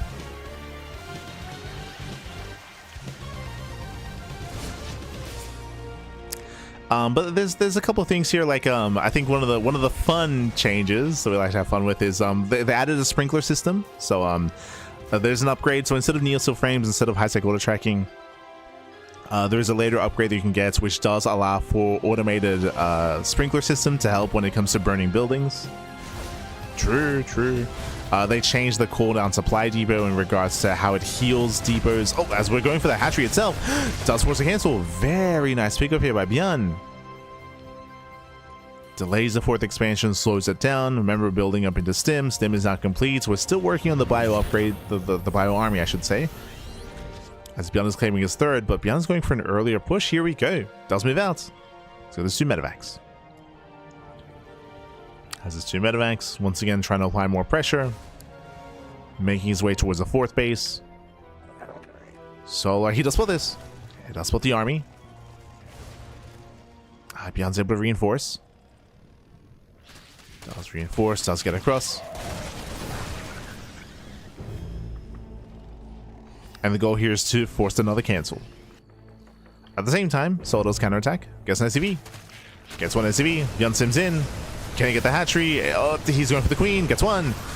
Yeah, 1. Just the 1 queen so far. There we go. Gets the hatchery and the queen. And can he get more? He can. 2 more queen kills. 3. 3 queens go down. Almost 4. But a brutal start for Solar. Ay, ay, ay. Solar is struggling. Behind this Bjorn, he backs off. Happy with the damage he's dealt. Just slowing Solar down. Solar already had a late 3rd. Now he has a very late 4th base. And Solar's being outscaled. Solar, he needs the base. He needs to, at this point, double expand. Bjorn has momentum. With that, he's rotating over. Looking to deny the base once again. That's also why there's value in double expanding, as one of these bases would be denied. Bailing speed just now beginning. Oh, 7 minutes? Very late bailing speed. Okay. I mean, it was Solo going for that faster hydrogen. As he, oh, he's morphing. Let's go. The brood mothers. As there's another cancellation. Again, the 4th base just cannot finish. Brutal pickups. Bjorn rotates once again, looking to deny another hatchery that doesn't exist. He's in position. Now, we mentioned this earlier in the broadcast, but queens are weaker than what they used to be when it comes to the defensive prowess. But they have been added the ability to morph into a swarm queen. I still personally like the name Broodmother more, but yeah, they can morph into swarm queens, much stronger defensive units. I mean, they're big. Jesus.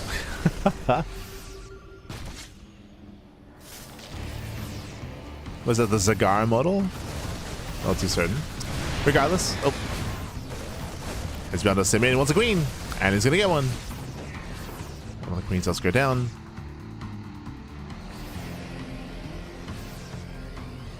Again, beyond just ensuring that there is no expansion. Solo does re-expand on the top side, which is spotted by the dropship. But Bjorn is unable to respond. Yeah, unable to. Oof. Yeah, massive tank shots once again, punishing the choke point, the ramp, softening up the army. And Solo will be able to clean this up, will be able to hold on. At the same time, though, what really matters is the 4th. Yeah, the 4th base is all that matters. No bailings in position. The 4th base is going to go down once again, and Solo just can't expand. He cannot expand, Papi. Ay, ay, ay. He's stuck on 3 bases perpetually. Meanwhile, Bjorn working on the 4th. Like, that's how far behind he is. Bjorn is not going to be up a base, getting his 4th expansion. Behind this, taking up into his own mines. I have to, like, mentally, like, restructure how I think about mines, because mines are going to be very different coming into this patch. They're insanely strong in the current iteration of the game. But I believe drilling claws was changed, correct? Yeah, it's on the armory. There we go. It's on the armory, not on the tech lab. Sorry, armory upgrade. I believe there was another change to the Widow Mine in regards to the radius. Yeah, increased radius. Increased lock-on time. More expensive upgrade. And there's a later Widow Mine upgrade available, which we have not yet experienced any new upgrades from Bjorn. Not yet. Once we see one, we'll try to point it out. So in this iteration of the game, you have more time to react to the mine shots, but the mine shot is more punishing. As it is larger. Ooh, oh my goodness, Wits! It takes the Baneling to the face, but he will still deny the base. Yeah, Bjorn tanks into the face, he will still get the expansion. That's a kill, not a cancel. Massive pick. Oh my god, once again, Baneling connects. Bjorn will go to lock in, does back off. Does sustain some losses here, but at the same time does push in towards the left-hand side. Once again runs into Banelings. Bjorn slipping up a little bit. He's got to be careful, but again, he'll be the first to max out. Due to Bjorn's faster fourth and stronger economy, Bjorn, he's outscaling Solar. Solar needs these better fights. He needs these Banelings to connect. When it comes to the army, still stuck on Lingbane Hydra. We spoke about how, you know, Bjorn has no new upgrades. I mean, neither does Solar so far.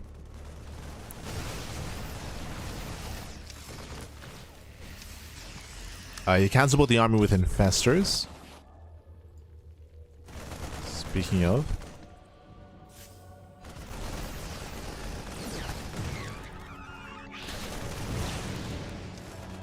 Have our upgrades on the way. Hive is not done.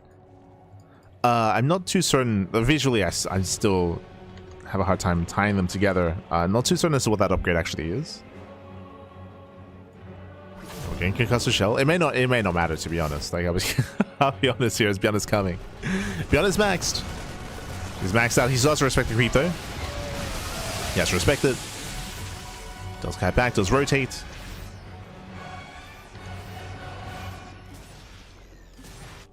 Does rotate to the right hand side. We do have the Hydra health upgrade on the way. Seismic spines.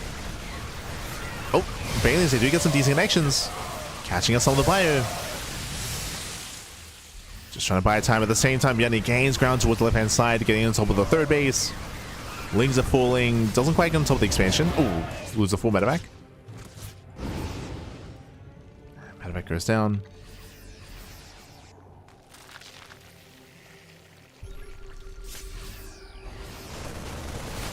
And Bjorn sims. Subdermal creep follicles. Is that a queen upgrade? What? It is. Yeah, it's a queen upgrade. Okay. I don't know if that's gonna help too much, I'll be honest, but sure. Oh, nice catch on the medevac there. Yeah, full medevac goes down. Very nice catch. Gets one, gets two. No. Yeah, he gets both medevacs. Massive pickup. Solar, he's able to stabilize and finally gets a fourth base. The fourth base is up. Solar, he has an economy. He has an economy. The game will continue. And not just that, but the Hive is now complete. A Lurker Den is now done. Lurker upgrades have finished up as well. And now we can start to invest into Lurkers to counterattack, to defend back at home, to have a much more robust army. We're getting there.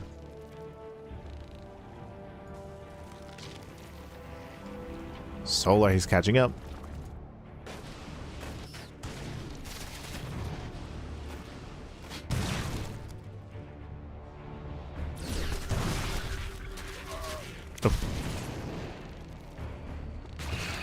Solar being active in the center. At the same time, Bjorn checking for another expansion.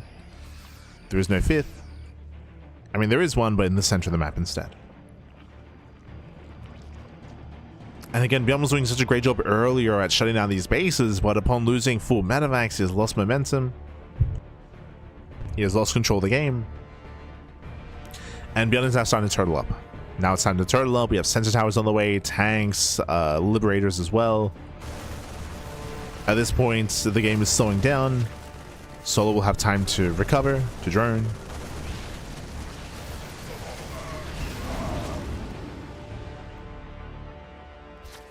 And we'll see how Bjorn builds up.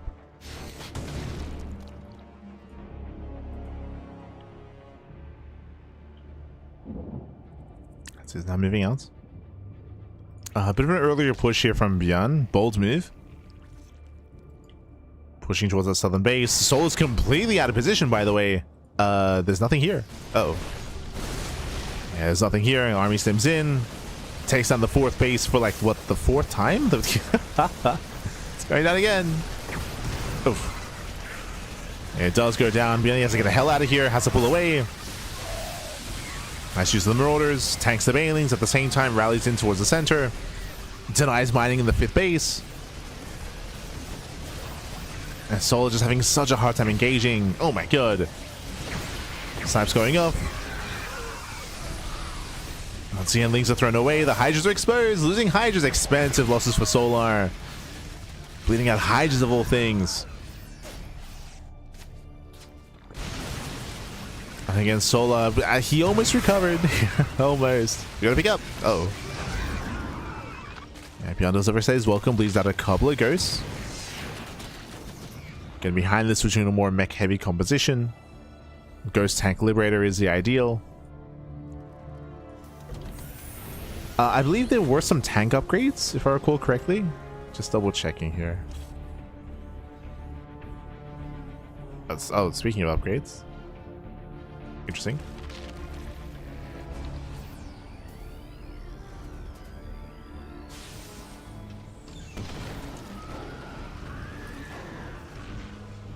Tank, what am I in? There it is. Automated retraction, factory tech lab. Okay. Allows medevacs to load siege tanks in siege mode. There we go. Not quite tank evacs because they do turn into regular tanks when they're inside the medevac, but that is something that has been added. At the same time, Nidus Storms are going to be thrown down. Nice Liberator Harasser on the top side. Set of bases under fire at the same time. The Nidus Storm, it looks like it's not going to come into play. Tanks already back at home. Gunny defends. Hands back at home. Rapid deployment. Okay.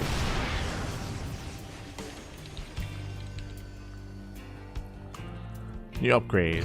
It deploys troops twice as fast. Okay. Jesus. As Hydras they rotate. Sorry, I was just looking at what the upgrade did. Yeah, sorry, Lurkers they rotate, but they're going to get caught out. So they cannot get away. They're trying to. Oh my god. There's some heavy losses that was happening. There was 8 Lurkers going down. Solo bleeding out a lot of Lurkers there for only a handful of SCVs. Beyond defense, now starting to push out. Center base did fall. Nice power bomb. Catching out a Liberator. Despite that, Solar cannot move in. Not into this much freedom. There's too much freedom, Bappy. Too much liberation. Can we start to build up that Hydra count?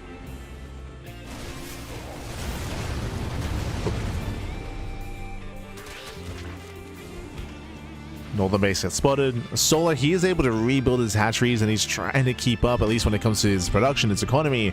But you can see Solar has no bank. He has no bank just because these fights have been so brutal and he's been struggling to even take these bases. So down at the bank, at least in minerals. Needs a little bit more time. Ooh, no spores. Yeah, no spores, no queens. Bjorn has potential. Nuke is on the way. Yo, we're gonna see some nukes. And catching out 1-2 Liberators at the same time. Liberators they do set up here at the northern base. Oof, massive mine shots. It's gonna be 6 drones going down.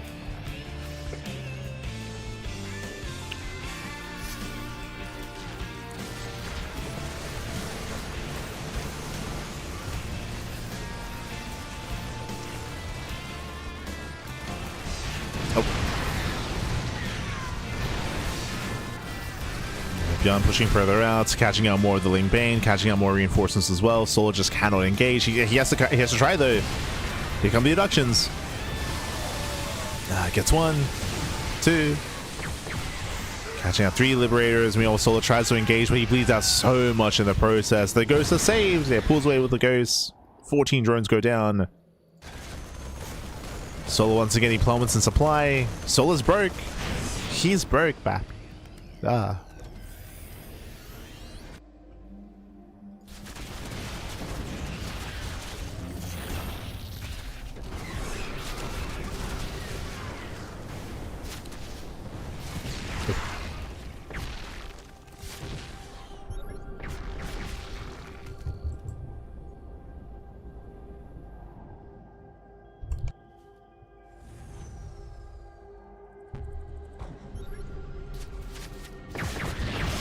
Jesus.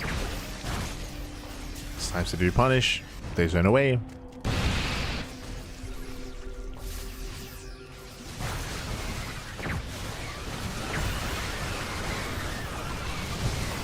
And GG gets called against Solar. He's just been down for so long in this game.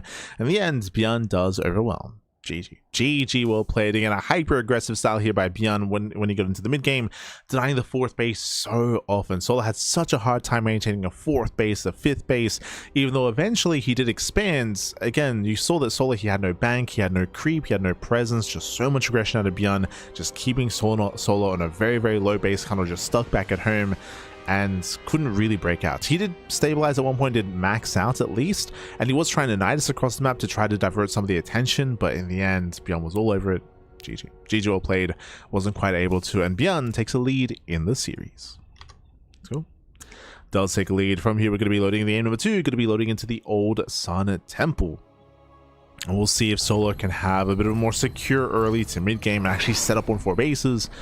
We'll see if we can get there. Based on spawn locations, high chance of doing so. As spawning in the top left-hand corner of the Old Sun Temple, we have the blue Zerg player. The blue Zerg representing himself. Down in the series, it is Solar. And spawning in the bottom right-hand corner, we have as opponent, we have the red Terran player. We have the South Korean Terran representing Shopify. It is Bjorn. Let's go. Let us go. We're getting into our next game. We're getting into game number 2 here at the series, and we have loaded into the Old Sun Temple, a 4-player spawn map. Now, if we typically spawn close by each other here at horizontal or vertical spawns, and that would favor aggression. As we load into cross spawns, this does typically favor Zerg players, as they have a lot more freedom, a lot more room in between themselves and distance in between themselves and the opposing Terran production. So the idea of Solar getting up to 4 bases is much higher, but there are other factors at play. The 5th base, sorry, I say the 5th base, the expansion pattern here on the Old Sun Temple, the bases are very spread out. Getting a 6th expansion, you spread yourself so thin here.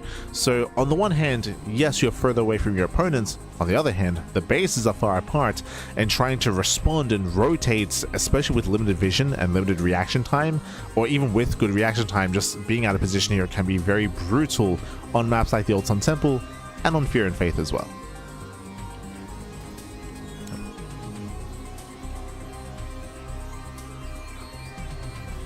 So I would say it should be a little bit easier for CC first. Yeah, CC first. CC first at Bjorn. It should be a little bit easier for Solar to take a 4th expansion on the Old Sun Temple, but getting a 5th base and maintaining a 5th base is going to be much more difficult against like drop heavy play and against multi-prong aggression. Let's go. But now again, Bjorn being greedy. I would imagine the greed will continue here. Bjorn, he did not SCV scout, by the way. No SCV scout, no Reaper scout. So CC first into Marine, 0 vision, 0 scouting. Bjorn does not go for a 3rd CC yet. Again, he does not know how safe he is. He doesn't know the spawn location. So still being a little bit conservative when it comes to the follow-up. But we're still expecting a 3rd CC before starport.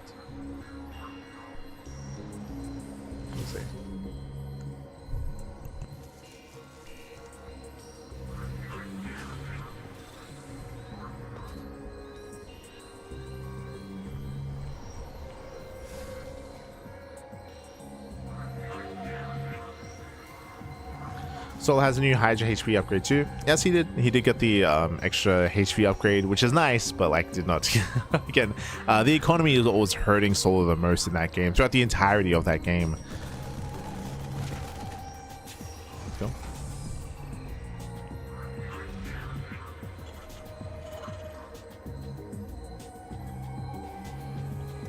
New nukes. Unfortunately, we didn't quite get to the nuke stage. Like, the nukes were made, but not really incorporated. We'll see if we can get there here in game number 2. We'll see.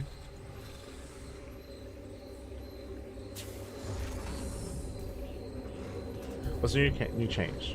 Lands faster, costs half as much, lower damage. Red dot is bigger. We'll see if we can get there. Fun fact, I was about to bring this up. I'm about to bring up the fact that we've been seeing a lot more mech as of late out of Bjorn in regular SC2, and I was curious to see if that was going to translate into the patches mod as well, and the answer is yes. So we are going to mech it up. Again, if you have not been watching too much StarCraft recently, you know that, you might not be aware of this, but Bjorn, Cure, Clem, they've all been playing mech as of late. Not in every game, but they mix it into their series. So we are working towards battle mech, and Solo will scout, he will confirm. So this is actually huge. When it comes to the strength of mech in TvZ, a big part of it is the initial surprise factor. If you're able to hide your transition and your opponent blindly goes into Ling Bane Hydra and they have a delayed Roach Warren, then you can actually do quite a lot of damage early on and catch them by surprise. But this was a very early scout and very early realization out of Solar, so he's a much faster Roach Warren to react and to respond to this. So I would say this is now looking stronger and looking better for Solar. Getting into his Roach Ravager. We'll see how long Bjorn sticks with his battle mech before switching into tank production. But this is already a bit concerning.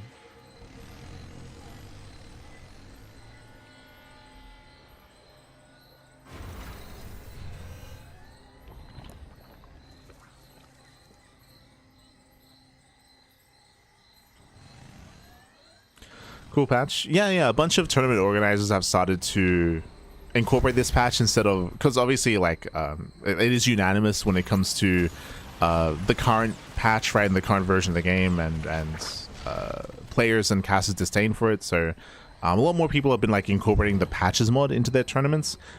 We've been asked about doing it ourselves. We have yet to, as I have not had as much experience with the patches mod in recent times. But still willing to cast some of the patches tournaments for sure, and we'll speak a little bit more on it at the end of the broadcast.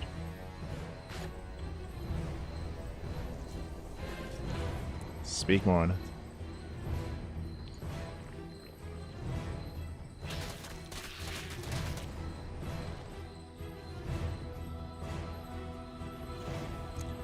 Yeah, so I'm here again. We're building up, getting into our own battle mech army. Tank production, it's going to be incorporated a little bit here and there. We go. Tank production has now in full swing. As I mentioned, we expected this to be a little bit earlier just because there's less of a window of time where Hellion Cyclone can get damage done. So it's going to be on Beyond to start to turtle up. And again, I'm not too fond of the idea of turtling on the Old Sun Temple. I mentioned earlier that the bases are very spread out, and I was more in reference to Zerg players defending against drop play.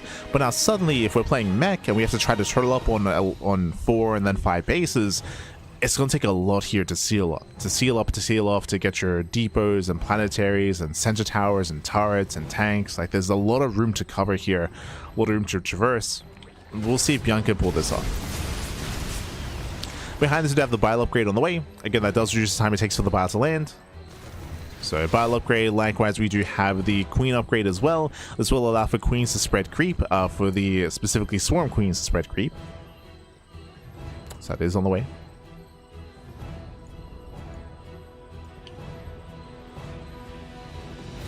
Specifically, this will help immensely when it comes to the efficiency of Roach Ravager against mech.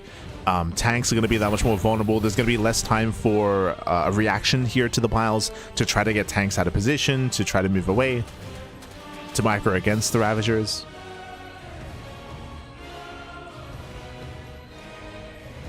On top of that, I would think that it's actually viable to go into the one supply Roach upgrade now. Again, going into Roach Ravager is very standard against against mech in general. The idea of cutting the Roach supply in half while playing against mech, it would be huge, to be honest. Like, that'd be massive. Question is, does Solo know about the upgrade? We did take note of Classic being unaware of the Stalker upgrade previously in his matches. I don't know how familiar Solar is with some of the changes on this patch. So we'll see. We'll see if he does kind of move in that direction. Oh, is that it? I haven't seen the new visual, but I'm assuming that that is the one supply Roach upgrade. I'm making that assumption when it comes to the visual.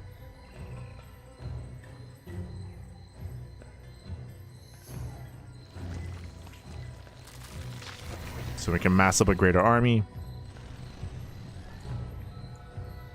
Yo, let's go. Tank upgrades on the way. I believe that's for reduced friendly fire and... Oh. And, what's the other upgrade? Oh. Jesus. Hellions getting called out.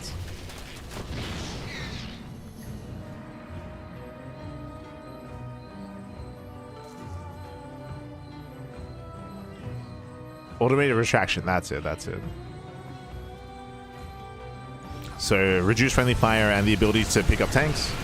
Ooh, as we do on Siege, we get caught on Siege. Massive losses here as a couple of tanks do go down. Thankfully, Solar didn't actually pounce. That would have been a good opportunity to punish Spion. So, didn't punish him too hard. But, Beyond, we're going to calm down.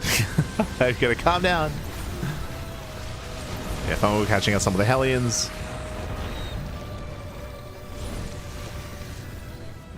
At the same time, Bailing Run by 15 SCV is going to be going down. Beyond getting torn apart. Even here, Lings, they trade well.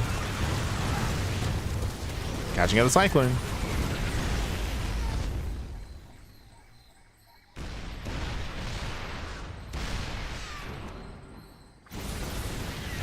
Oof. Yeah, once again, Brutal Fungal. Catching out more Cyclones. Battle's going to be that much more punishing. It was automatic retraction. Okay. This is one of those upgrades where it caught me by surprise. It's one of those upgrades that it feels like Beyond's like, oh, it's just a tank upgrade. I'll just get it without necessarily knowing what it is. Yeah, I do. It's an upgrade that allows for medevacs to pick up tanks that are sieged, but there are no medevacs, and I don't think that Beyond will make any medevacs. So again, he's like, you know what? Oh, it's a tank upgrade. I'll get it. Why not? That sort of thing.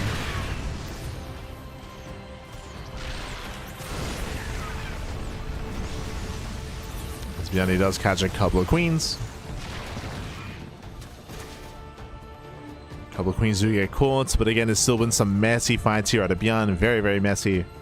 And Soul is about to max. It's about to max out. Lings, they move in. No planetary. SCV is going to be falling. Nice damage here out of Solar. Getting into the mineral line, catching out some of the Cyclones. Solar pushing and committing here with his main army. Tanks completely out of position. But we spoke about this earlier, that there's just so much room to cover on this map. It's so difficult to turtle up here on the Old Sun Temple, and that's going to be 20 SCVs going down. Battlemate gets chased down. Again, the tanks in the center of the map, they're catching reinforcements at least. They're catching some of the production. But that's all they're catching. As Cyclones, they're zoned away. Solar, he can peel off into the natural. And into the third. Catching out reinforcing Cyclones. And there it is. We get full roaches into the mineral line. More SCV is going to be going down. And Solo's losing to force the ace match. We're going to bring us the next game.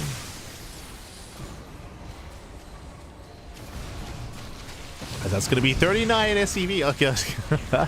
40 SCVs going down. Roaches, they rotate to the top side. We have Lings towards the center. Can we get on top of the tanks? We can. Kind of. Oh, God. Not really.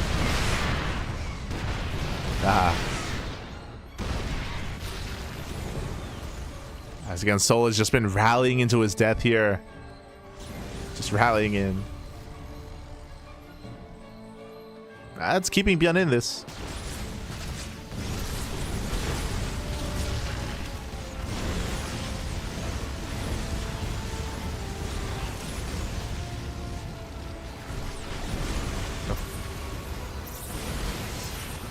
As from here, Beyond, he does get some nice locons. I mean, very, very nice locons here on the roaches. Jesus. Yeah, a lot of roaches going to be going down. I mean, John is trading well. He's trading well here with the Cyclones. As best he can. Thankfully, there are no infestors. There's no fungals to threaten. I believe all the infestors were thrown away. And yep, there are 0 infestors left. That's on Solar. He did not replace them. Did not remake. No infestors, no fungals.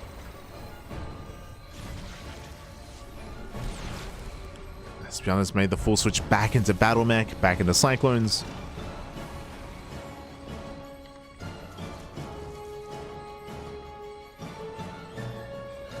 Battle Mech's on the way? No. Again, Beyond just got the upgrade just to get it, just because it's a tank upgrade. I don't think he even knows what it does. It's fine, it's fine.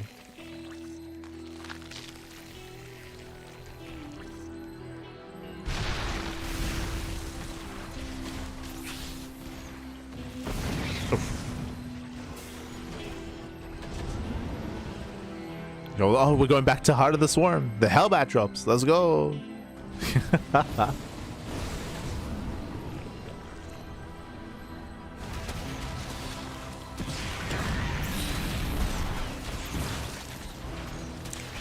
I mean, as Bjorn has been skirmishing with his battle mech, he's recovering. Like, he's making more SCVs. He's building back up to a 4 base economy. He has been resaturating. And once again, we're going to make some infestors soon. Like, the lack of infestors means that these cyclones, they just have free reign. We get some nice abductions. But these cyclones are being very efficient. And Soul is being stubborn. It's going to be chased down. Again, just more free damage. Catching out more units. This upgrade, I don't know what that is. I haven't all seen that upgrade research tonight yet. We'll see. For support. We just pull back to the tanks. Oh my god, massive tank shots. Punishing the Zerglings.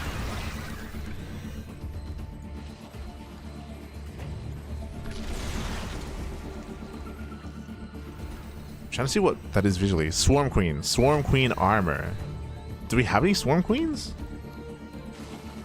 No. Okay, sure, why not? Swarm Queen armor.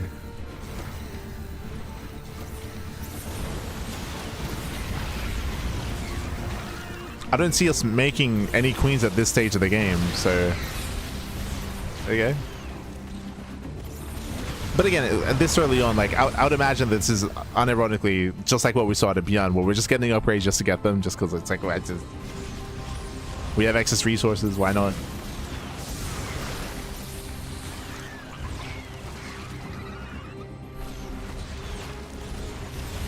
Oh. It's Beyond. He does catch out more. Lingbane trying to rotate. Pushing on the top side. Uh-oh. Beyond's cornering himself. Beyond. These Cyclones are all going to go down. Does get the expansion. But we'll lose every single Cyclone here. I don't think this is quite worth it. Know what the high base count we already have. Yeah, Cyclones are all thrown away.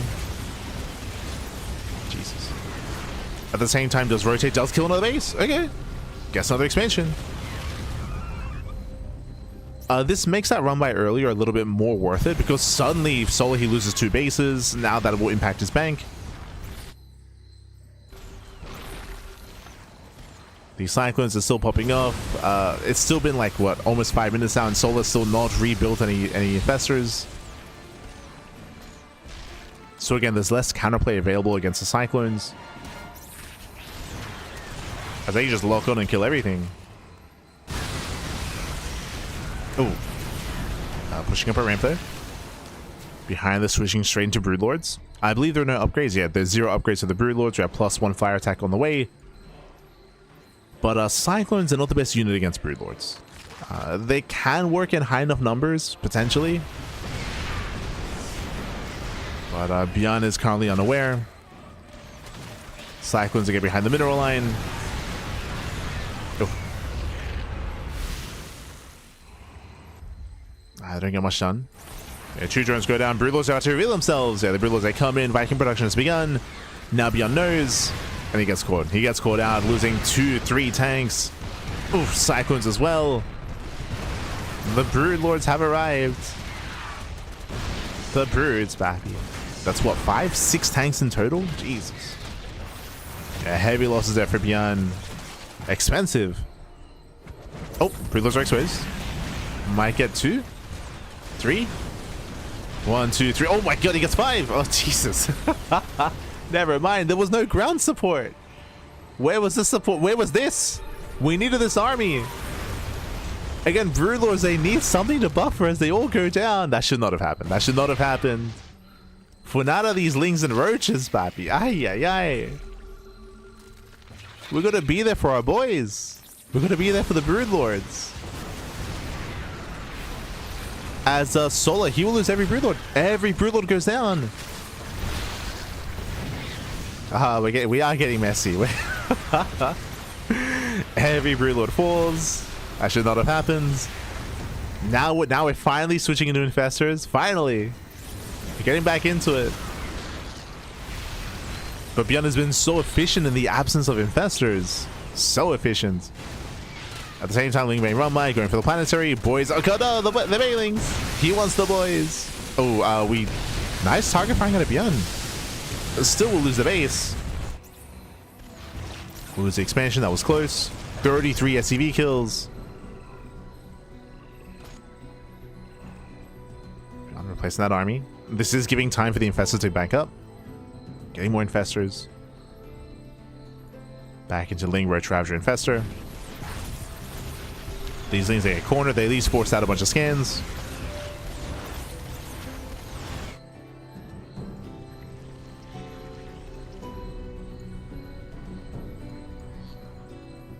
Now I'm moving in.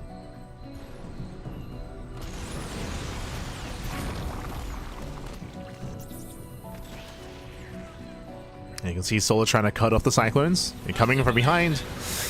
The Hellions will clean up all the Lings though. Yeah, Lings, they go down. This was a little bit premature. Yeah, Lings were premature. Army was mistimed. Solar gets punished.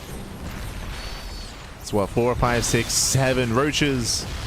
Oh my god, the Infestors, they get caught out. Losing one Infestor. And some messy movement here out of Solar. And now we're pulling back to the tanks. Uh-oh. The tank shots. Oh, not quite. Barely not within range. Now the tank is moving in. Gets an Infestor. Down to 3 Infestors. Sorry, 4. We have 2 more. Building up more Infestors. Getting up to 6. I've got 6 Infestors. Northern base is yet to saturate. Still denied here by Lings. Beyond does retake the southern base. Tank goes down for free. Oh, who catches who? Solar trying to push through the center.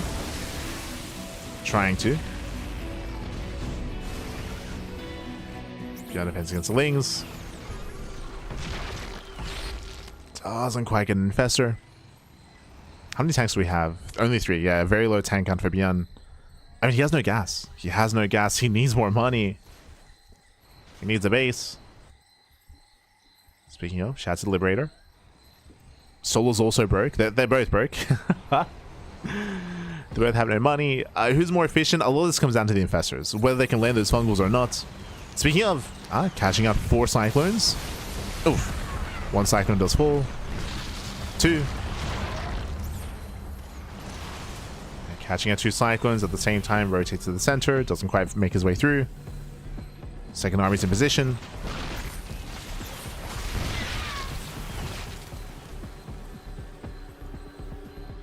Jesus, the Liberators, they get 23 drones. They're still going. Yeah, Liberation is still popping off here. Solar losing far too much. The army responds. And Beyond's not done. Yeah, the Freedom is not done here. 25 drone kills. Ay, ay, ay. 25 drones.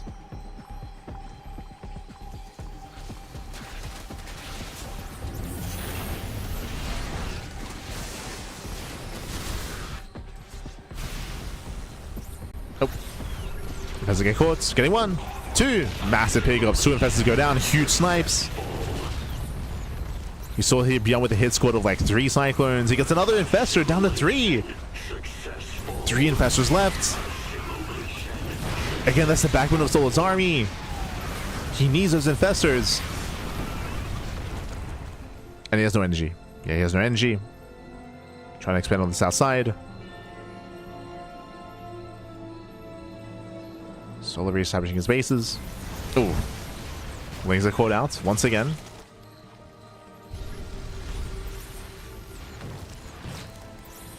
You can see Solar react. He does respond here from the top side. Rallies everything back over. And he will defend the fresh base. Oh. Yeah, everything rotates. Solar, he breaks the center of the map. Rotates to the south side. Does he still only have 3 infestors? He does. Yeah, still only 3. He's gonna lose 1. No, the lock on. 2 infestors left. 1 fungal lands. He's gonna lose everything. Every infestor goes down. 0 infestors remaining. Now we can just chase. Yeah, they can just chase him down. Without infestors, there's nothing to stop the battle mech. The mech snowballs out of control. GG gets called, and Bjorn will claim the series 2-0. He will advance on to the upper bracket finals. GG. GG, well played. Again, Bjorn, he caught the infestors towards the end, and everything just very quickly snowballed out of control. Again, Solar, he had to babysit those infestors, but again, throughout so long of that game, it felt like maybe overconfidence out of Solar. Winding it back, Solar, he was in a dominant position when he was pushing across the map, when he broke the economy. Remember, he killed like 40 SCVs. This is when Bjorn had the tanks in the middle of the map, so he was completely out of position. His Cyclones were zoned away from his natural, and then Solar broke the northern third base and the natural expansion as well. Solar, he crippled Bjorn. Straight up, Bjorn was crippled. But there were a couple of key things that happened from that moment. One, in that fight, in that big fight where he crippled the economy, Solar lost all of his infestors. And he didn't replace them for like 7 minutes? Like, there was an extended period of time after losing those initial infestors where he never replaced them, and Bjorn committed into battle mech. So his Cyclones were trading so efficiently for such a long time. On top of that, you did also notice that even though Bjorn had his tanks in the middle of the map and they didn't help when it came to the main defense, he was actually able to get a lot of value there catching rallying units. There were a lot of units just rallying past those tanks, just being thrown away for free, a lot of lings as well. So Solar's rally was getting caught out, and he chose not to replenish his infestors. I say overconfidence because I would imagine he thought that he was far enough ahead where he could just end the game, where he could just max out with Ling, Bane, Road Ravager and just try to end the game. But Bjorn was insanely efficient with that battle mech, and he punished Solar to the point where eventually he didn't even go into Infestor. Eventually he went into Broodlord. That was another big like swing back in Solar's favor with that Broodlord switch. But remember, they were caught out. They were extended. The Broodlords overextended. They needed ground support, and there was a ground army, like a screen over. Like, they were there. They were just chilling. Like Solar was like hyper fixated on just the Broodlords. He left everything else fall by the wayside and fell apart. GG. GG, well played. Well, congratulations, Bjorn. He will claim the series. He will knock Solar down to the lower brackets. GG. GG. Solar wins the game if he goes into Swarmheads instead of Broodlords IMO. I mean, he wins the game if he supports his Broodlords. I think what I was trying to emphasize here is that there were a lot of moments where Solar had an advantage, but was maybe overconfident or inattentive. I don't think he needed to change his composition to necessarily win that game. When it came to supporting his Broodlords, or again, faster switch back into Infestor, the overall like game plan from Solar was sound, but the execution was lacking there. Regardless, GG. Regardless, GG, well played.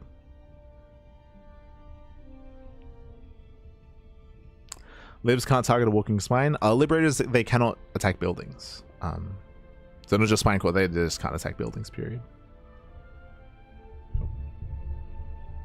Did they change the tank hit animation? Yes, they did change the animations. There was no like stat change to the tank, but there was a visual change. Yeah. Which I think is cool. But GG well played. Congratulations here to Bjorn, and an interesting dynamic as well. Like, things were looking rough for Bjorn early on, and then he was able to make that comeback happen. Was able to recover and claim it from there. And with that, so we are going to be wrapping up our initial broadcast. I say that just because we wrapped up the quarterfinals match, the semifinals match. We are planning to cover the lower brackets. This is double elimination tournaments, double elimination brackets. We do plan on covering the lower bracket matches, and then the upper bracket finals, lower bracket finals, and the grand finals thereafter. There are actually a lot of games played in this tournament. A lot of games played. We do plan on covering it, but that's why we're going to be splitting it into a second broadcast. But one moment. Un momento.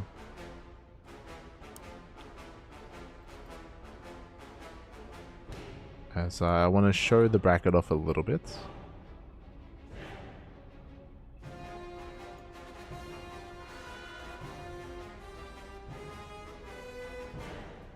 As best I can.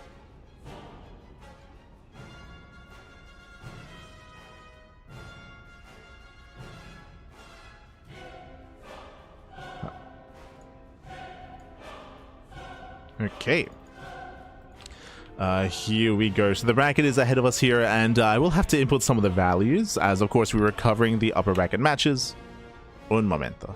But again, Bjorn, so Bjorn took down Fian 2-0. Sola took down Christiana as well. We did just cover their series. Bjorn takes on Sola 2-0. Likewise, herO took down GG Machine 2-0 as well. Reynor, there were a lot of 2-0s. Reynor took down Classic 2-0 in his respective series, if I recall correctly. Just double checking. Yep, did take him down. And then, of course, Reynor took down GG Machine in a bit of a shorter ZVZ. Oh, wait, sorry. My apologies. There we go. Here we go. So there we go. The scores have been updated. And the bracket has been made. So again, GG Machine, he had the big win over herO earlier in the broadcast. Reynor took down Classic. They both did fall. We then had that ZVZ between GG Machine and Reynor. Reynor does advance on to the upper bracket finals. Bjorn just took down Solar, so we will have Reynor versus Bjorn in that upper bracket. When it comes to the lower bracket matches, Christiana took down Fiant. We have Christiana versus GG Machine, herO versus Classic, Solar waiting for that series as well. More matches to come in the lower bracket, leading into the lower bracket finals, into the grand finals as well. So plenty more matches to go. But again, that's why we are opting to cover this with a second broadcast later on as well. So it's going to be a lot of matches, baby. A lot of matches. But again, it has been fun going back into the Patches mod after almost a year of not covering it. There have been a lot of changes, there have been a lot of updates. I did mention earlier that I was going to speak a little bit on the mod itself. I do appreciate the mission statement of the mod, the overall goal here, the stated goals, I should say, whether it's stated or unstated. I would say that one of the biggest things about this mod that I appreciate is that is not just the upgrades that are added, but the purpose of those upgrades, right? The purpose of trying to help certain compositions and help certain units scale better into a longer game to allow for some more diverse compositions. I think that might hit Protoss the most, but I think a good example of that is kind of what we saw, where Protoss, they now have multiple different upgrades for the Adepts, for the Zealots, for the Stalker, for Phoenixes, more accessible upgrades for the Void Ray as well. And what that means is that you can open up a couple different ways and kind of go down a different tech path and have that scale better in a longer game. So Colossus, for example, they have a damage upgrade. They have like a dot that gets applied to their thermal lens, so they become stronger over time when it comes to damage over time as well. Flux Veins now is on the Cybercore, not on the Fleet Beacon, so you don't have to commit into a Fleet Beacon to go into Sky Toss. You have the Graviton upgrade for the Phoenixes. You have Blink Stalkers that you can upgrade them to have extra range or extra shield generation as well. Zealots, they can have extra shields. They change the way that charge works. Adepts, they have their own upgrade as well. What this means is you can open up Twilight Council into any of the gateway units and then have that scale better into the mid game due to these upgrades instead of falling off and falling out of favor. That's the issue right now in the base version of the game, is that a lot of these kind of different tech paths don't really have a clean way to get into a longer game state, so they become very all-in. Like Blink Stalkers are a good example of that, where opening up Blink is not viable anymore. They just get outscaled by Ling Hydra. They just can't keep up. That's why we're seeing more like Zealot heavy, Archon Storm compositions instead, to just have something more robust, support the army to deal with something like Ling Hydra, as an example, of course. Likewise, when it comes to Zerg play, I mean, you just saw it against Mech. The idea of having a Hive Tech upgrade for the Roaches means that you can, if you want to, you can stick with Roach Ravager. You're not forced to switch into Broodlord Infestor earlier, which would typically be the case, is that you build up your Roaches, then typically the Roaches have a certain cutoff point, and you have to switch faster into like Broodlord Infestor, into like a different form of composition there, into a greater kind of army. That's kind of like you're kind of like locked down that path. But this opens up the ability to, if you want to, you can stick with Roach Ravager. Solar lost that game, but as we emphasized, Solar did make mistakes. Like Solar, he could have committed into that same like Lingbane Roach Ravager Infestor composition and made that work, but he did decide to forego some of that, of course. Similarly to, I would say that applies mainly to Zerg and to Protoss. For Terran, it's a little bit different. There are some upgrades that do help when it comes to, I mean, no, actually, yeah, same with Terran. I think another big one is the Medevac upgrade. Right now, when it comes to Terran, and you still saw it as well, where when it comes to bioplay, you want to transition into Mech. you want to transition to Ghost Mech, but allowing for the medevac upgrade to apply in the late game does mean that it helps incentivize more drop heavy play, which is a good thing. You don't want just purely turtle play out of the Terran player. Giving them a reason to be active with drops and to move out across the map and apply some pressure outside of just turtling up is a good thing, right? That is a good thing. On top of that, some of the turtling upgrades were removed, like near still frames was removed, high sec auto tracking was removed as well, which also de-incentivizes turtling. So a lot was done addressing some of the issues that StarCraft has when it comes to turtle heavy play, when it comes to army diversity, when it comes to build diversity as well. Like, especially when it comes to the latest version of the game, the latest patch, there's less diversity, there's less builds. It's just overall has taken a lot away from the game. So this does add a lot, which I appreciate. Obviously, something that I will also say about this is that it's still a work in progress. It's still, I would say, in its infancy. Obviously the patch has been around for over a year at this point. Around a year at this point. Around a year, maybe a little bit less. Has been around for quite some time, and has been iterated upon, has been worked upon as well, which is a good thing. But because there haven't been too many games played, it's still like the balance and the meta has still yet to settle. And that's and I mean, we're seeing new changes made. Even Patches just said that, like, oh, he just got, he got feedback from players and he's making more changes. That's one of the good things about all these tournaments like KSL, they're going to be hosting their tournaments on the Patches mod. Rotterdam has been running his circuit on the Patches mod as well. There's like more attention being placed on the patch. I know Pig really likes the Patches mod. He's been also running some stuff on that, or even featuring that a little bit more. And what all this does is that it just gives more data, more games, more data, and more inputs regarding how certain upgrades interact or units interact, and giving feedback, giving suggestions to iterate upon it, more so than previously. I would assume that right now Patches is getting a lot more data, a lot more information than he was like 6 months ago, right? Like, there's just a lot more coming in, and can of course make more changes as a result of that, and help when it comes to the patch itself. I would say that right now, like, it's hard to have a strong statement on where the balance lies in the patch itself. That's why mainly I'm talking about, like, I like the overall goal of the patch and what it's doing, and like the stated goal and like the direction of it. I can't make a strong statement when it comes to how things are right now. One, because it's like a malleable thing right now. Like, right now it's still like forming into what it is, but also because it's only just now getting a little more attention. Like, players are still figuring out like how best to play. You even saw it in this tournament where Classic didn't know about the blink upgrade, for example, or like you could definitely make an argument that Solar in game 1 he was underutilizing Swarm Queens, right? Swarm Queens, if you remember, he had a really difficult defense at the 4th base with regular queens because regular queens are weaker. There's a world where if he had Swarm Queens to defend against the first push at his 4th base, that he holds there, and he doesn't lose the 4th, then we get a completely different game. So a lot of the game still has to be figured out in terms of this patch, in terms of this Patches mod, and because of that, it's still not as clear as to how things will settle and will stabilize. Right now players are still figuring things out, and things look very hopeful, or things look really fresh and exciting because of that. But I will always be a little bit reserved when it comes to my final opinion on that, because we still have yet to see the meta stabilize, and we don't know how that's going to look yet.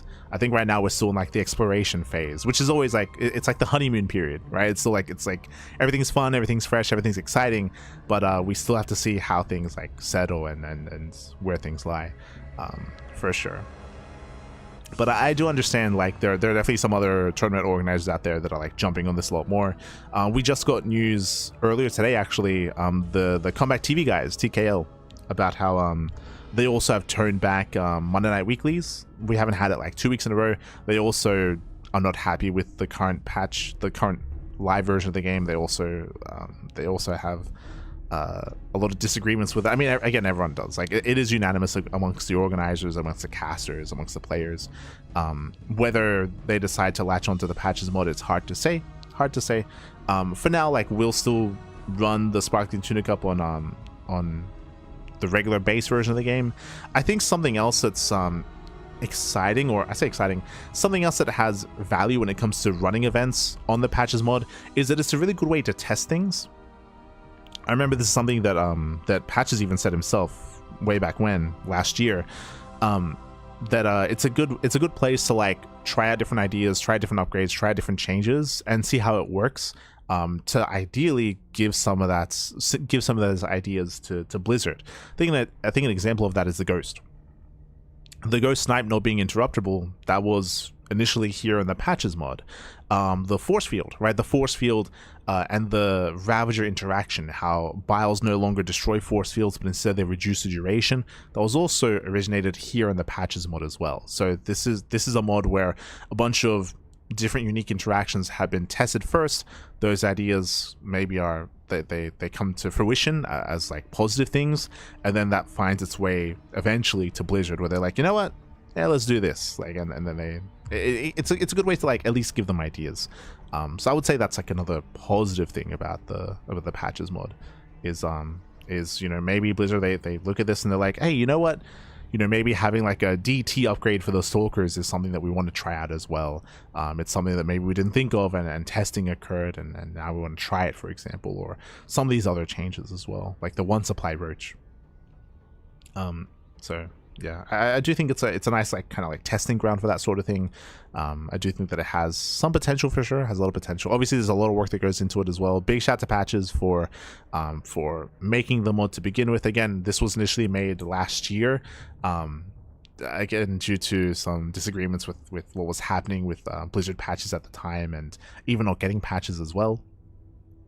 But it is really cool that that now it's getting a lot of attention. It's been around for a long time, the Patches mod, and it was mainly being given attention by like Pig. He was very active playing in it. I guess we were covering a little bit as well, but more recently, like Rotterdam started pushing it, and he has a lot more reach. He has a lot more reach, and he has a lot more sway with the European players as well. And I want to say that because of that, we've gotten players like Reynor and Lambo and Skillus and all these other guys, and Showtime as well, and all these other guys to compete in these tournaments. It's cool. It's cool for sure. So yeah, I think it has a little potential. Obviously, we're happy to cover some of the patch clashes. I know that we've been asked by a lot of people like, yo, we're gonna do the Tunic Cup on this mod as well. Currently no, but maybe in the future. Maybe we'll see.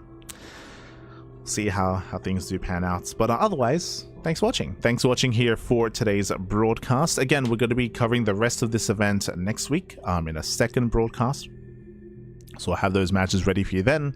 Otherwise, when it comes to our weekly schedule, un momento. When it comes to our weekly schedule, we just wrapped up our Friday morning broadcast. We're going to be live tomorrow evening with the Masters 1 Open and Sparkling Tunic Up on Sunday evening as well. If you are not aware, I did make a post yesterday or the day before that regarding the CranKy Ducklings. At the moment, we are going to be scaling back some of our casting. And if you notice, but we are getting a little bit leaner when it comes to our coverage. Personally, I'm not really enjoying the current meta and the current game state for the live version of the game, so we're not going to be casting World TV Mondays anymore. We're going to be cutting back on Kung Fu Cup coverage, and we might even cut back on some Pegasus Cup as well.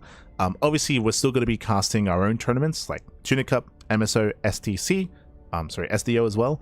All of our tournaments. We of course are the main casters for GSTL, so we're still going to be covering GSTL. Pong cast is still going to go in as well. All of that will stay. But when it comes to, again, we're going to be stopping World TV Mondays, Kung Fu Cup, Pegasus Cup, very iffy on that one. OSC as well, we'll see. But we do want to like tone it back a little bit just to avoid burnouts. That was the hope, at least, to avoid burnout, to try to be as excited and as enthusiastic as we always are when it comes to the StarCraft we do cover, at least until post BlizzCon. If you remember, we're expecting a patch to hit post BlizzCon. It is expected, not confirmed, but that will be like late September, early October. So around that period is kind of when I'm at least expecting a patch to hit, and we'll see what comes with that patch as well. At least until then, so until late September, early October, again, we're gonna be toning back our coverage a little bit. Toning it back, just as a heads up. But otherwise, we're going to be wrapping up for the day. If you want to tune into some other stuff that we got going on, I've been playing the the StarCraft 1 remastered campaign for the first time on my personal channel.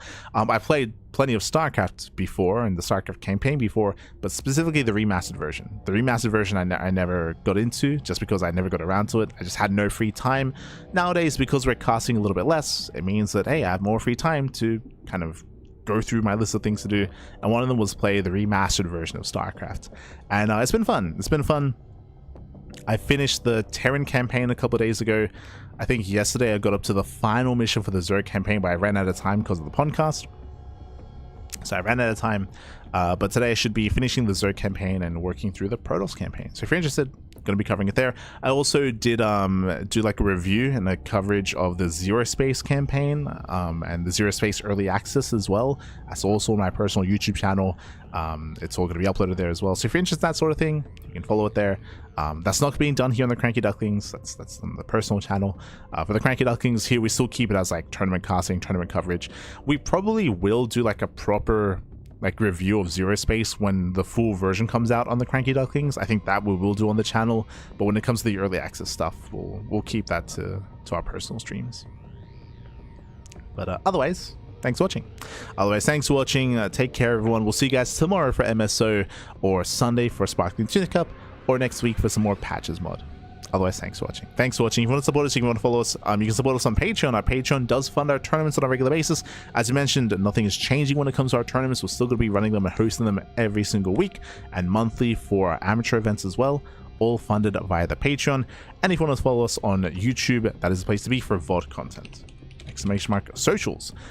All the VODs on YouTube. It's all there, papi. It's all there. Otherwise, thanks for watching. We'll see you guys next time. Until then, ciao, papi, ciao. Hasta luego. See you next time.